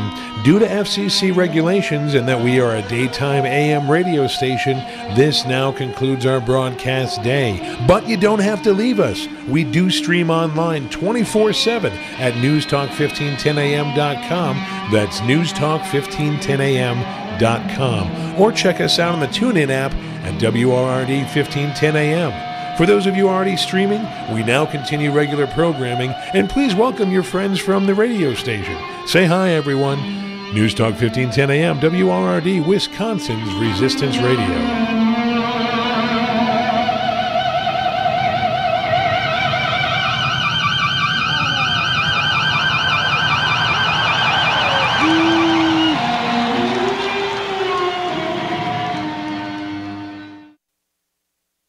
I was on Zero Res Madison's Facebook page the other day, and they have almost 2,000 testimonials from local customers. Apparently, I'm not the only one stoked on how cool this company is. A green technology that actually works better and doesn't cost more. It's a no-brainer. I'm in. We are starting our own Devil's Advocates revolution to free your carpets from harsh chemicals and soaps. Call Zero Res today and ask for the Dom and Crute special 608-848-9000 or schedule online at ZeroResMadison.com. Zero Res, spell it forward or backward, it's the right way to clean. Tune in to The Resistance, Monday through Friday beginning at 7 a.m. on News Talk 1510 a.m. From 7 to 9, it's The Earl Ingram Show. From 9 to 11, take a deep dive into Milwaukee news and Wisconsin politics on 414 Wisconsin with Brian Kelly and Daryl Ingram. The Tom Hartman program is next from 11 to 2. Then from 2 to 5, it's The Devil's Advocates with Dom and Crute. Join The Resistance, News Talk 1510 a.m. WRRD. Do you own a rental property, or would you like to partner with a rental investment team? Call the pros you can trust at CCL Management. Rental expertise second to none, a general contractor on staff to direct repairs and improvements, and real estate brokerage services tailored to the small investor. If you're ready to invest in rental property, or just need professionals to manage your real estate portfolio, call us, CCL Management, at 608-833-0009, or visit us on the web at cclmanagement.com. So, Jesse, why should someone buying a home pay for an agent when they can go online or call a number on the for sale sign? Great question. First of all, never call the number on a sign to see a home. That's the seller's agent, and they don't represent your interests. If they show you the home outside of an open house, you forfeit your ability to have someone negotiate in your corner to buy that house at no cost to you. Well, with interest rates still at historic lows, how can buyers still get a great deal and protect their rights? Step 1, find a buyer's agent that you trust. Like you? Like me. I will find the home that best fits your needs, anticipate problems, and negotiate on your behalf from the offer through closing day. And the best part is that the buyer doesn't have to pay a dime for me to represent them. Solidarity Realty. They're real, they're solid, they're honest. Whether buying or selling in Madison or Dane County, call Solidarity Realty 608-284-9311 or find them at solidarityrealty.com.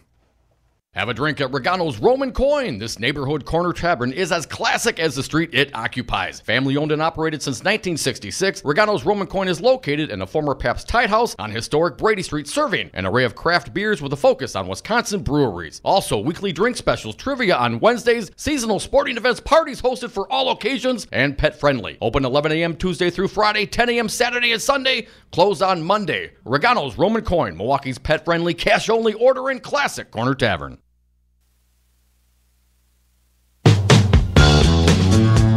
When they go low, we get high. Dom and Crute are the Devil's Advocates. And we are back from the 420 break. Thank you for listening to the Devil's Advocates radio show, streaming live. NewsTalk1510am.com. We are on Facebook. We're on Twitter at Devil Radio. And we're always on the phones, 844-967-2789. You know the worst part about the 420 break? What's that? Cottonmouth. That's why you have a beer. Cheers. Cheers, man. Happy 420. Dom, I got a little story. I didn't have a chance to drink mine yet. Hold on. We drink when we toast. We toast when we drink. That's how it's done. Just a little. You have to drink when you toast, folks. I mean, you don't. Otherwise, it's like a yeah. Yeah, you don't do that, man. Here's to you. The Devil's Advocates. We drink when we toast. We toast when we drink. Yes. When the announcer says it, it must be true. Mark Sommerhauser, our friend at themadison.com, posts this. Josh Zepnick, he is, of course, a state assembly rep from right here in the great city of Milwaukee. And Dom, he has been removed from assembly committees after he allegedly kissed women without consent. I understand these bad incidents also started with some alcohol. No smooching me. No. I saw you kissing Joel Clayfish before. You and Clayfish kind of lingered. It reminded Italian kiss. It reminded me of a Brokeback Mountain-y sort of kiss. Well, listen, the whole forcibly kiss thing. I mean, it bothers me, man. I take some issue with that behavior when people kind of, dismiss it. I don't want people coming up and forcibly kissing me. No, man. I believe you get your ass kicked saying something like that, man. Not a woman, not a man. It's not okay. State Rep Josh Zepnick has been stripped of his Assembly Committee post after allegations he drunkenly kissed two women without their consent. And who doesn't love a nice sloppy booze, maybe cigarette, weed breath, no mint having kiss at the end of a drunken stupor night? How do you know he didn't take them in? Well, Donald Trump does. Tic Tacs in his pocket. He can't control himself like Trump? Come on. The allegations made public in the Capital Times report last week led to calls from the state Democratic Party and Assembly Democratic leadership for Zepnick to resign. So far, Zepnick says, hell no. He has refused. The office of Assembly Speaker Robin Vos, Republican, said Tuesday Zepnick has been removed from his Assembly committees at the request. Let me repeat that. At the request of Assembly Democratic leader Gordon Hintz of Oshkosh.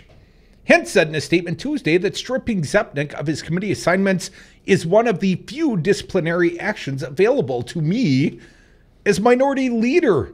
Again, a further quote from Hintz. Moving forward, I will consult with members of the Assembly Democratic Caucus as well as the majority party to ensure this issue is addressed in an appropriate manner.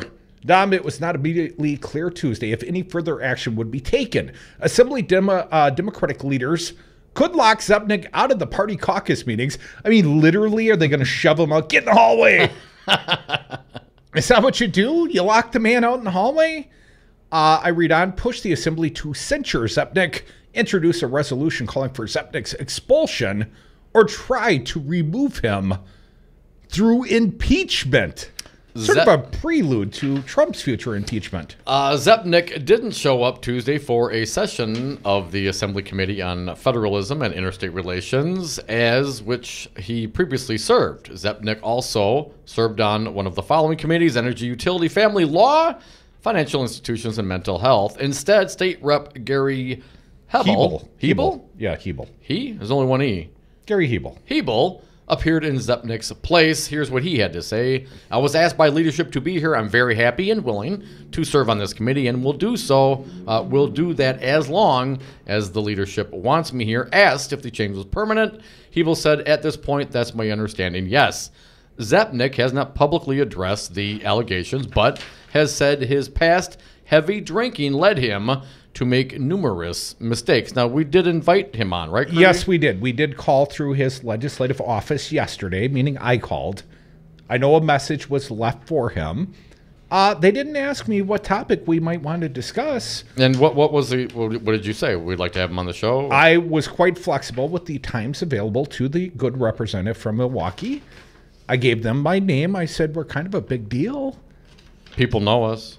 We're right up the street. Maybe it's our propensity to drink during the happy hour. Maybe Zepnick didn't want to feel, let's call it, tempted. Or maybe it's the fact that you got a purty mouth.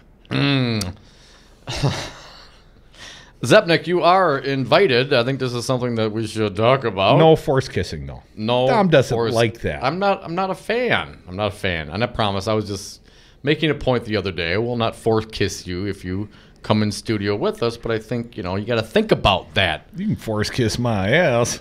Rep. Jimmy Anderson from Fitchburg, a Democrat who also serves on the committee, was the first Assembly Democrat to publicly call for Zepnick's resignation immediately after the allegations became public Friday. The Cap Times reported two women alleged Zepnick, who has served since 2003, kissed them without their consent at political events in 2011 and 2015. In both cases, the women said Zepnick appeared to be drunk at the time. In 2015, Zepnick pled guilty to a first offense drunken driving. That's not a criminal matter here in the state of Wisconsin, just a civil forfeiture ticket. One of the women worked for the Democratic Party of Wisconsin at the time of the incident. The other was a legislative staffer. Anderson said Tuesday that the question of whether Zepnick must resign, quote, is a decision that he's going to have to make. I think it's the right thing to do after everything that's gone on, so I hope he moves on, Anderson said. Let me ask you, had these happen at what, state party conventions, at least the one occurrence, DPWs. We've always known those to be party events, right? Yes, we have imbibed Heavily. Yes, at these events. At those events. You and I.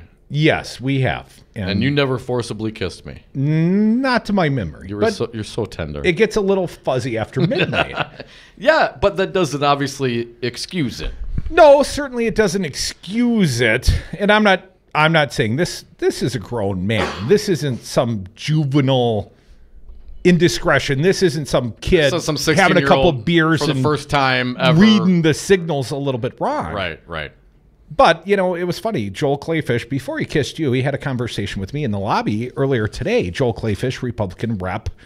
Joel Clayfish asked me, what about something? And I said, what about, forced kissing? And he explained or mentioned the fact that in his family, culturally, he gets lots of kisses from aunts and stuff, and they're all unwanted Italian, kisses. Sicilian, sure. I grew up in the same culture. He also said something about, the Okachi handshake, which apparently is a kiss. I know politically there are certain women that walk up to me expectant of a kiss on the cheek. They turn their cheek to me. There's an entire Seinfeld episode about that. I do not know what to do. Kiss them on the cheek. I do not have the graciousness to know when they turn their cheek at me. No, I've never been presumptive of the fact that some woman who's barely known to me, maybe I know her as a politician, when am I going to be so presumptive as to kiss any woman on the cheek? If the cheek is offered, it's like a hand, man. But that's the thing, I totally understand. What if the cheek is denied? I get Joel's. Joel's point. When you grow up in the culture like we did, it was on the lips. Everyone was on the lips. Certain cultures, it's permissible to either kiss on one cheek, both cheeks, or on the lips, even between males. Yeah. I kiss my brother on the lips. I kiss my dad on the lips. We that's what we do. That mostly only happens in the cloakrooms amongst Republicans. Well, but this is how we grew up, man. I love my siblings. I love my family, man. I've seen you kiss your old man on the lips. Yeah, of course. It's a sign of love and respect, and that's a great thing. We want that more often. That's a good thing. But if you're half in the bag and you're making a ruckus and someone pulls you aside to talk you off the cliff, doesn't mean they're interested in you. And it is a big deal. They brought it up. It's an issue. I hope more of this continues to come out. Absolutely. Let's have these conversations. Have you ever gotten you got the science wrong? You thought I said fastball and I said stop. No, not. The cheek turn, Not that I recall. If I've been drinking to excess, my wife doesn't even want to kiss me most nights. Well, that's what I'm saying. Who wants that? Who really wants the boozy, drunk, sloppy kiss? Let's be honest. Well, as long as you take a mint for the bong breath, as I told you, you kind of got a pretty mouth. That's what the scotch is for, man. It gets rid of the weed smell. Disinfectant. It's like scotch is your sorbet, your mouth cleanse. Come back with us. More Devil's Advocates. We'll keep it professional all the way to the quitting time. I promise. 844-967-2789. Phone line still working.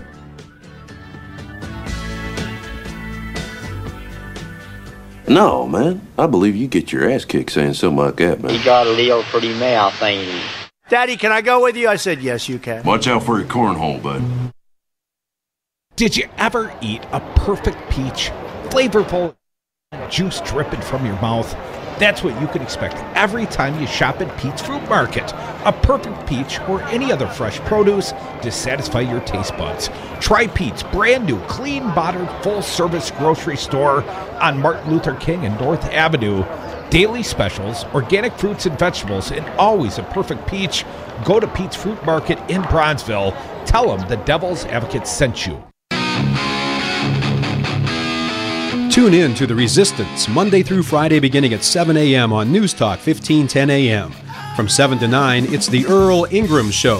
From 9 to 11, take a deep dive into Milwaukee news and Wisconsin politics on 414 Wisconsin with Brian Kelly and Daryl Ingram. The Tom Hartman program is next from 11 to 2. Then from 2 to 5, it's The Devil's Advocates with Dom and Crute. Join The Resistance, News Talk 1510 a.m. WRRD.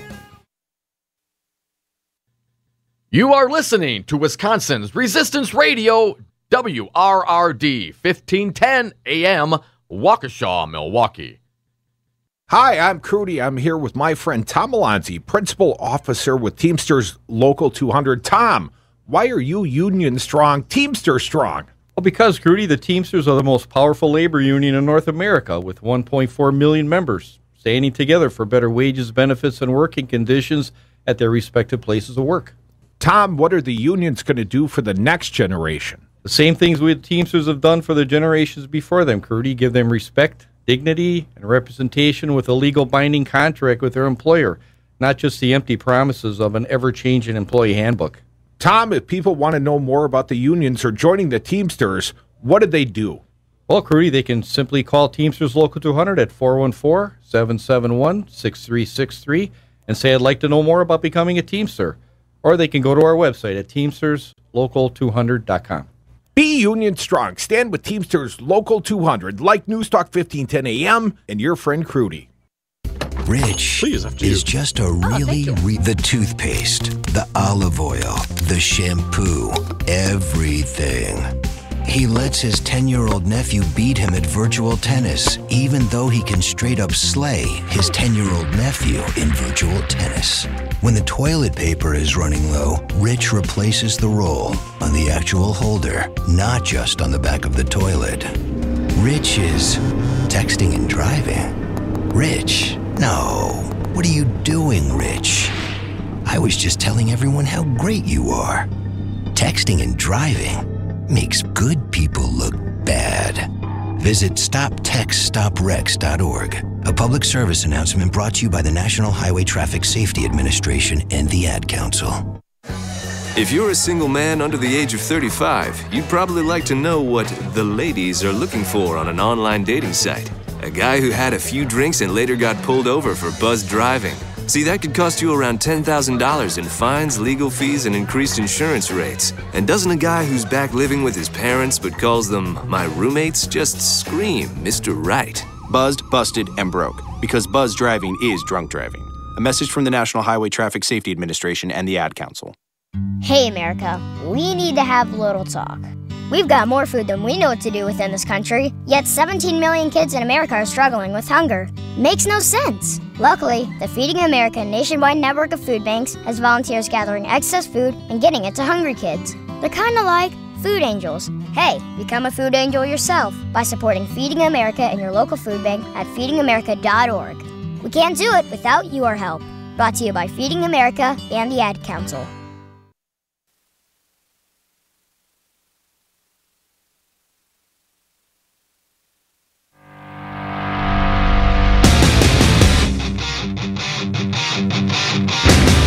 Kicking ass and taking names since the Wisconsin Uprising, Dom and Crute are the Devil's Advocates. Welcome back to Devil's Advocates Radio Show. We are in the midst of the happy hour, Dom. And I was just scanning a few of the headlines. You know, I do that during the commercial breaks. You're always prepping, Michael. I've got an encouraging one. Jeff Flake, Senator Jeff Flake, donates $100. Could you go all the way up to a Ben Franklin? Donates $100 to Doug Jones's campaign, Country Over Party, he says. $100? $100. Way to dig deep, man. I feel like $100. That'd buy a few ads on this fine radio station. There was another headline I caught, just, scanning the headlines, if you will, Dom. Apparently, they are seeking a masked man on the east side of Madison who has robbed a bank. Authorities say he has a big butt. And my immediate thought, is Donald Trump robbing banks? Where is Donald Trump? No, he's in Utah or something, right? He was in Utah yesterday. Oh, that was yesterday. I'm not exactly clear where he's at right now, in some sort of Fox News bomb shelter with nothing but a Twitter and some asses to grab. He's scared. Crudy talked about, of course, the local politician, John Conyers. Today, got to get to it, retires. The venerable, lecherous John Conyers. Ending a half-century in Congress, represented Detroit area for 52 years. And when you resign from a job do so, I mean, obviously in disgrace, but do so like Conyers did. Do so effective immediately. Immediately, no, it took him a while to get to this point. But when you quit, man, just take this job and shove it. And at this point, I'm done right now. Quit like Sheriff David A. Clark quit, right? I quit last night. Right, no 2-week notice. I had an employee call me on a Sunday night once and said, I quit last Thursday. Just so you I'm know. like, how do the Sunday night was the notice that they had quit on Thursday. And I thought the lack of attendance at work on Friday was some indication, but you thought maybe they could have been sick.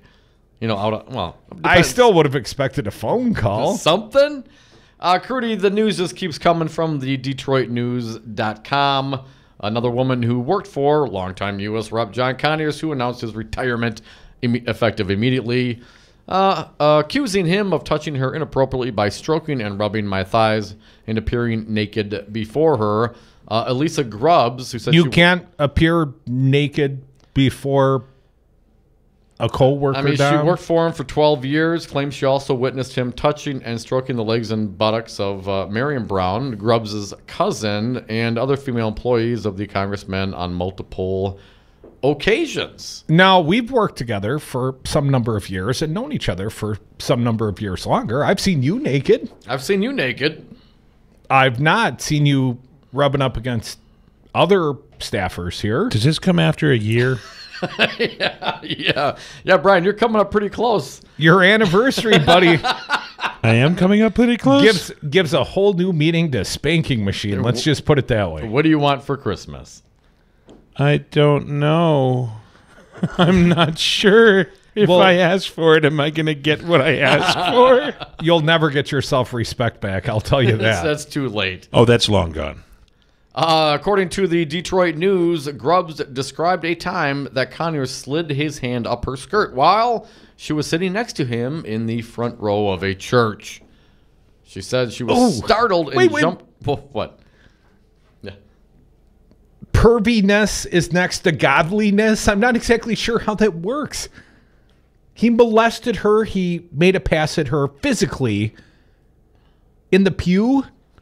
He just ran his hand up my thigh, an incident she said was witnessed by I would call others. that a pretty significant pass.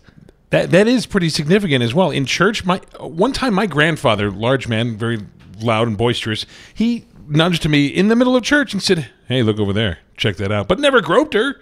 Like had like a, "Hey, check that out over there" type of thing. And I'm like, "What? This is church. What are you doing?" But that's the worst I've ever seen. Apparently been horny in church, Brian? Oh, that's a different story.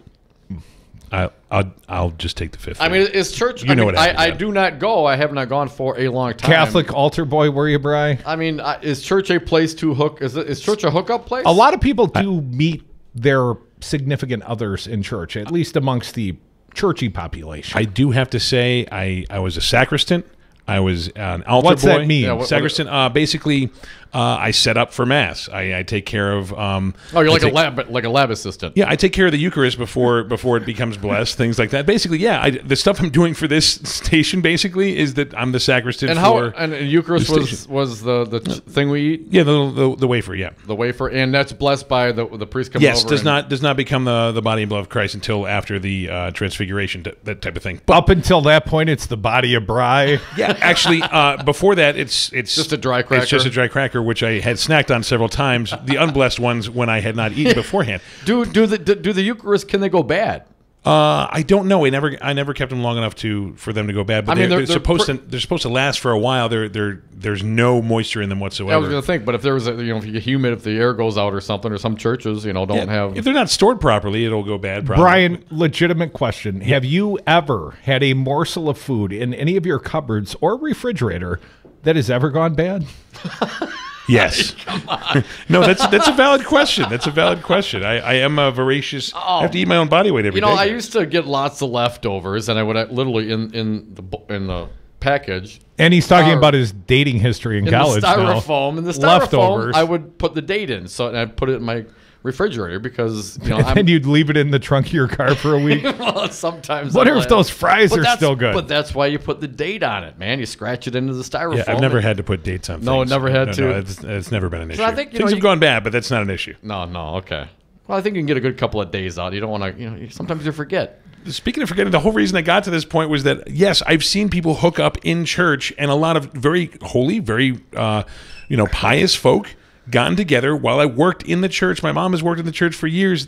People get together that way, and sometimes it happens, and it just like any other workplace. I always love the church affair. The church affair always makes for the best Sunday gossip. You know, there's always some parishioners that are just doing a little too much praying together. Isn't that that's the worst thing about it, right? Who wants to bring that drama to church? Man, isn't it supposed to be a joyous occasion, man? Well, let's say you attend church with some frequency and what? Someone else attends church with some frequency. And we're all sinners that... So what is it like? So it's like the Wedding Crashers? Should we go to attend church to see if we can... meet girls? Yeah. That's not a bad idea, guys. I'm just saying. I was literally dragged to church by friends in my 20s under the guise of meeting chicks. Come on. Hey, we got some really pretty girls at my church. Why don't you come to church with my wife and I? We'll set you up. We'll stick around. There's always like a little picnicky thing. We'll introduce you around. You'll meet a nice girl. I went to 2 National Catholic Youth Conferences when I was a kid. And let me tell you, you met some nice girls. There's a lot of very pious ladies out there, and you know what? If the idea is to be there in the presence of the Lord, and if the Lord isn't there with thousands of youth and gathered in Philadelphia and or Minneapolis, then when can you do that? All right, so you're gonna hook up. You're gonna make relationships with the people that you surround yourself with, and you're gonna probably hang out with people who think like you. And a lot of people, they have limited exposure to different social groups. So be it at church, be it at the office. You know, I mean, if Brian's shaking a salad in there. I was really wondering what you were doing, just kind of seeing you through the glass. He was very excited about this segment. I mean, so you're going to hang out, you're going to connect with your natural, with those you groups. See most frequently. Yeah, of course. And a lot of those may be, coworkers or subordinates. So is it ever okay to run your hand up a leg of a person who works for you at the front row of a church? My arms aren't quite that long. Nor are my legs. Hope my kids aren't listening. But I did lose my virginity to the young life leader in my hometown. What does that mean? The young Christian leader. What was his youth name? Leader. Her name. Yes, what was her name? Well, I'm not throwing her under the bus. Okay, We're still friends on Facebook. All right.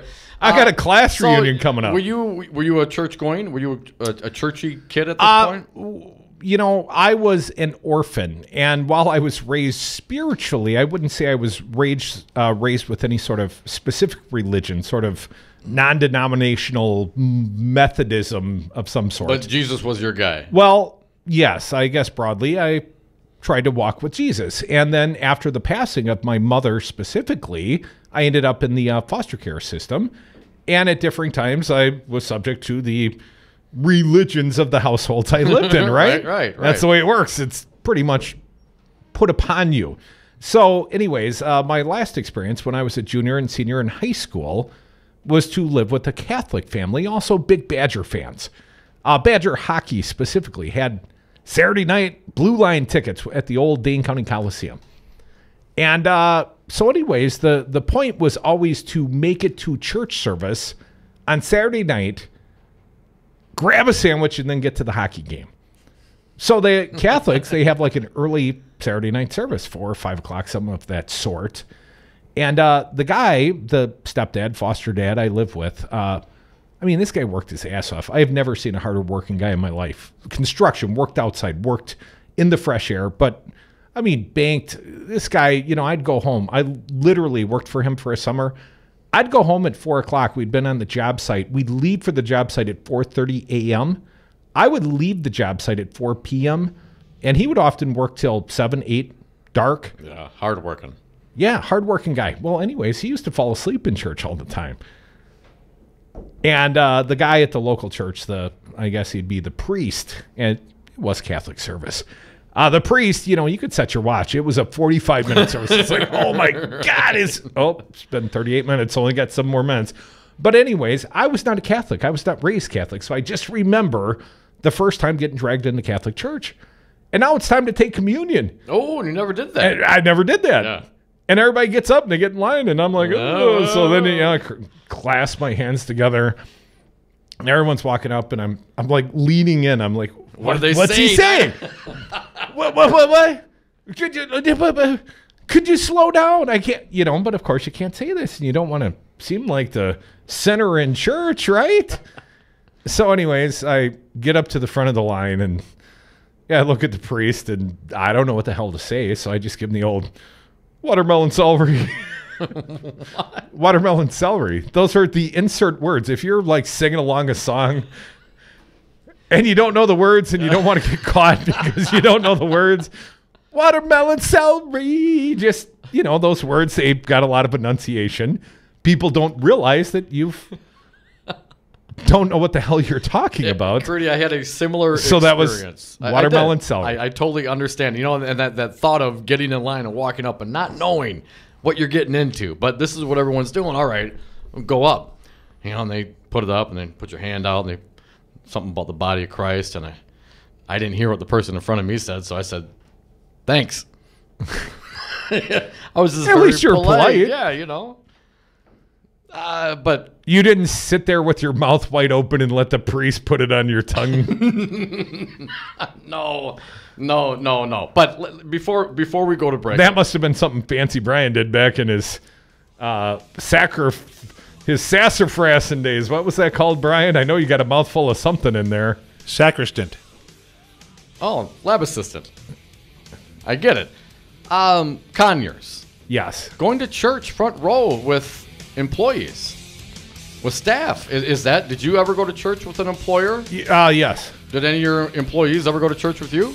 No, I never invited any employees to church. I had friends. I made friends at church. Never cheated with anybody's wife at church. Never rub up any thighs on church? No, but I did, when I was a single man going to church, I did check out some of the pretty girls. You're only human. Just don't force kiss them, man. Yes. I won't even finish that thought. Come back with us. Devil's Advocate. Some things the FCC tells us must remain unsaid. Come back. You can say it. We might dump it. 844-967-2789. You're listening to the Devil's Advocates at newstalk1510am.com.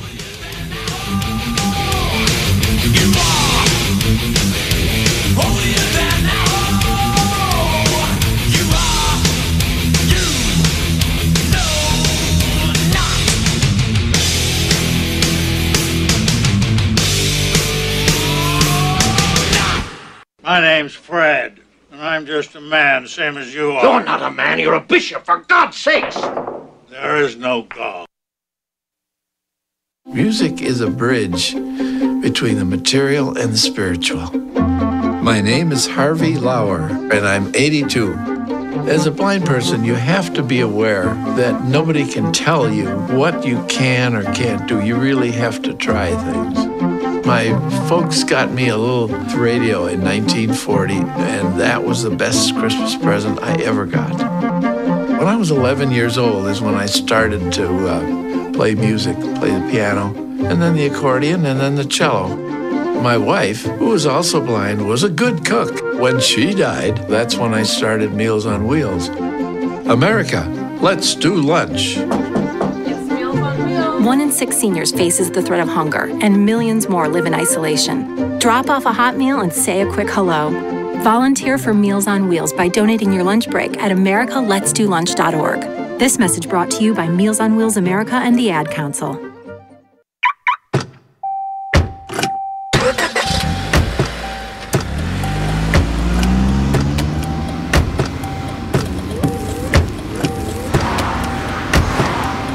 Driving has a rhythm all its own.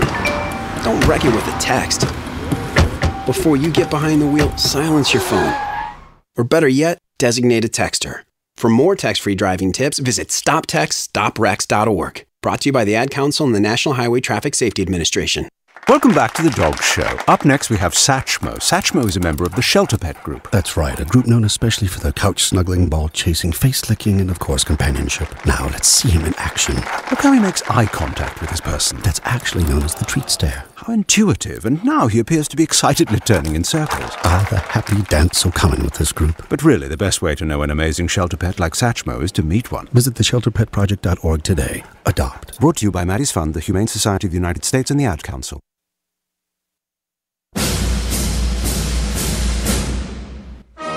We are the People for People, People Corporation. We are a registered 501c3, totally legit. What do? We take your uncapped, dark money, tax-deductible donations, private or corporate, always anonymous, and we turn it into free speech. You know, educate Wisconsin through advertising, which may or may not be in coordination with the candidate. Isn't that illegal? It should be, but it's not under Wisconsin law, thanks Governor Scott Walker. Politicians in Wisconsin are beholden to the millionaire and billionaire sugar daddy and sugar mamas that finance their campaigns. Time to make them beholden to we the people for People Corporation. Give your tax-deductible donation to the real patriots, the People for People Corporation, P for ppc.org, P, the number 4, ppc.org. Businesses today thrive and survive with technology. At Five Nines, we provide businesses with the IT tools they need to stay relevant. We offer enterprise-level solutions at competitive prices. I'm Todd Stryker, President and CEO of Five Nines. Let us manage your IT so you can focus on more important things, like running your business. Check us out at fivenines.com. That's the number 5, NINES.com. The Devil's Advocates. Political commentary from the back of the class. Hey, Ike, welcome to the Devil's Advocates. What do you got for us today? Fantastic. Thanks for taking a call. And I got to start off with my favorite wrestler, Bobby the Brain Heenan. If the Wankinator was a wrestler, who do you think would most personify the current governor? I got a great name for him, Scott the Shyster Walker. I think that should be his wrestling name. I think it's already been used. I think it's his skateboard name, sir. Allegedly. The Devil's Advocates may not agree on much, but funny is funny. And we're back. Thank you for listening. Devil's Advocates radio show live on Wisconsin's Resistance Radio, 1510 AM WRRD. If you miss any of this fine show, please go to the website, domandcroot.com. You can download podcasts and interviews separately there for free. Dominic, each and every night, I go home.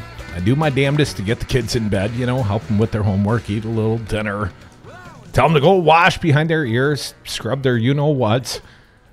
And then I try to get them in bed by 10:30 because Stephen Colbert comes on at like 10:35. All right. And that's my evening routine, a little Colbert each and every night, at least 5 nights a week.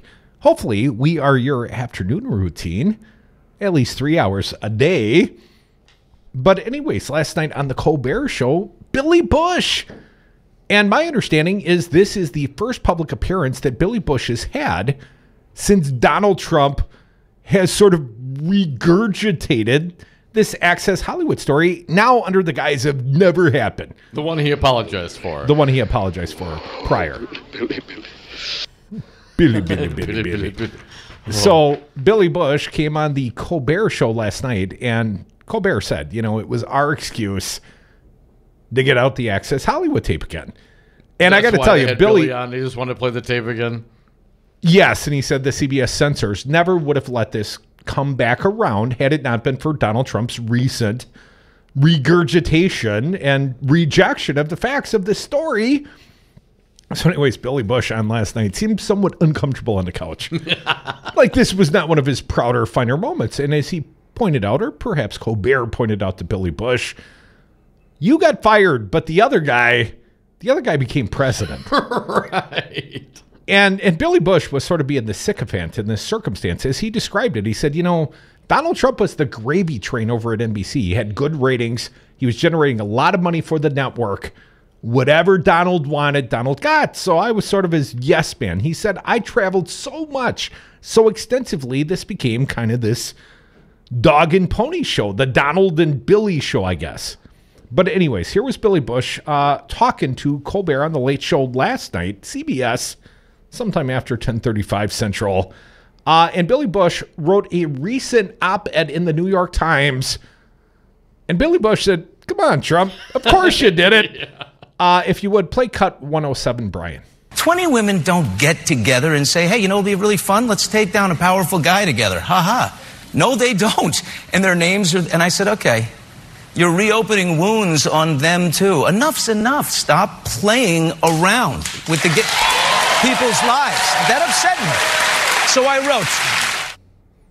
wrote. So anyways, more of the Billy Bush talking with the Stephen Colbert on the couch last night. The Late Show, cut 108. At the time, you know, it was 2005, and his ratings were through the roof, and he was the big star of NBC. And I sort of equated what he was saying to some kind of, you know, crass stand-up act, like, you know, Andrew Dice Clay performance. You figure that's not Dice when he's home. He doesn't actually do those things. But the camera wasn't on him. Why did it seem like a performance to you? Because he was just regaling the seven guys on there and doing his bit. And so you think he was just sort of lying if I had thought there was a man detailing a sexual assault strategy to me, I would have called the FBI, not just reported it to my executive producer. Okay, one more. Billy Bush last night on The Late Show with Stephen Colbert. Well, the first time I ever heard it was 3 days before it leaked. And so it was like a gut punch. It's a gut punch now. It will always be a gut punch. And Trump became president and he got fired. Yeah, that's how it kind of played out for Billy Bush. But hey, he's a Republican. He's going to sign the tax bill. So it's all okay. Oh, you mean Trump? Yes, Trump. Because Billy Bush is related to the Bush family. And let's not forget H.W. Bush, George H.W. Bush. He's an ass grabber himself. Yes! A serial groper. You know, for all the conversations about sex we've been forced to have on the radio of late, you would think we were the perverted ones. And you might be right, but still. You know. At least we've never been accused of grabbing any woman or man that didn't want to be grabbed. Yes. Come back with us tomorrow when we do this all again. It'll be Wednesday. Some call it Hump Day. Hope we get to talk about some sexual offenders again tomorrow, Dom. Let's move along from this topic. There's other things to discuss. Well, there will be a Trump impeachment to discuss very soon, I hope. That's all I want for Christmas. Come back tomorrow on the radio. Please join us then.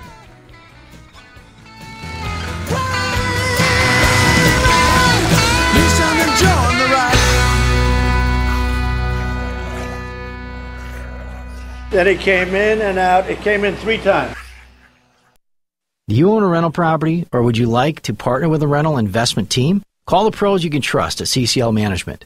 Rental expertise second to none, a general contractor on staff to direct repairs and improvements, and real estate brokerage services tailored to the small investor. If you're ready to invest in rental property, or just need professionals to manage your real estate portfolio, call us, CCL Management, at 608-833-0009 or visit us on the web at cclmanagement.com.